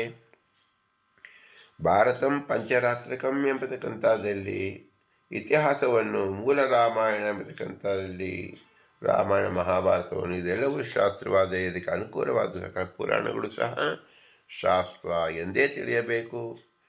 ಇದೆಲ್ಲವೂ ಒಂದು ವ್ಯಾಖ್ಯಾನ ರೂಪದಲ್ಲಿ ಪುರಾಣ ರಚಿತವಾಗಿದೆ ವೇದಗಳಿಗೆ. ಆದ್ದರಿಂದ ಇದು ಉತ್ತಮವಾದ ಪ್ರಮಾಣವೇ ಆಗುತ್ತದೆ.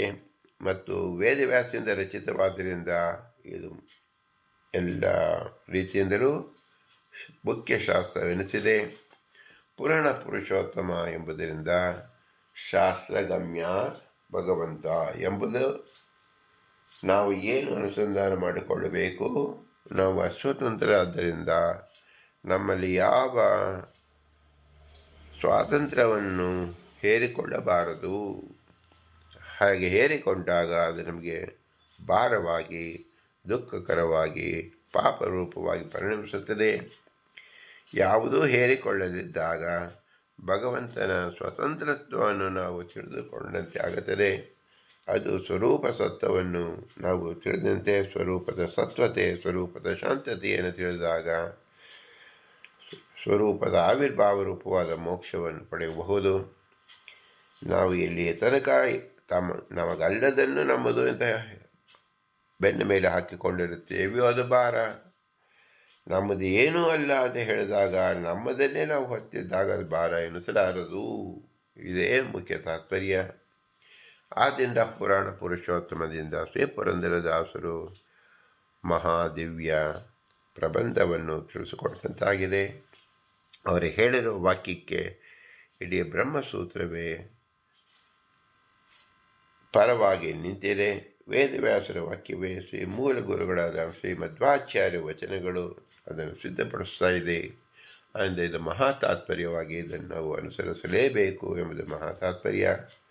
ಇಂತಹ ವಿಶಿಷ್ಟವಾದ ಶಾಸ್ತ್ರ ಪ್ರಮೇಯವನ್ನು ತಿಳಿಸಿದ ಶ್ರೀ ಪುರಂದರದಾಸರಿಗೆ ಅನಂತ ನಮಸ್ಕಾರಗಳನ್ನು ಸಲ್ಲಿಸಿ ಅವರ ಅಂತರ್ಯಾಮಿ ಪುರಂದರ ವಿಠಲ ಭೂಯಿಷ್ಠಾಂತ ನಮ್ಮ ಮುಕ್ತಿಮಿದೆ ಎಂದು ತಿಳಿಸಿ, ಇಂತಹ ಮೋಕ್ಷಕ್ಕೆ ಉಪಯೋಗವಾದ ಮತ್ತು ನಮ್ಮ ಬಿಂಬನ ಶಕ್ತಿಯನ್ನು, ಬಿಂಬನ ಮಹಿಮೆಯನ್ನು ಪ್ರತಿಪಾದನೆ ಮಾಡತಕ್ಕಂಥ ಪುರಾಣ ಪುರುಷೋತ್ತಮ ತತ್ವವನ್ನು ತಿಳಿಸಿದ.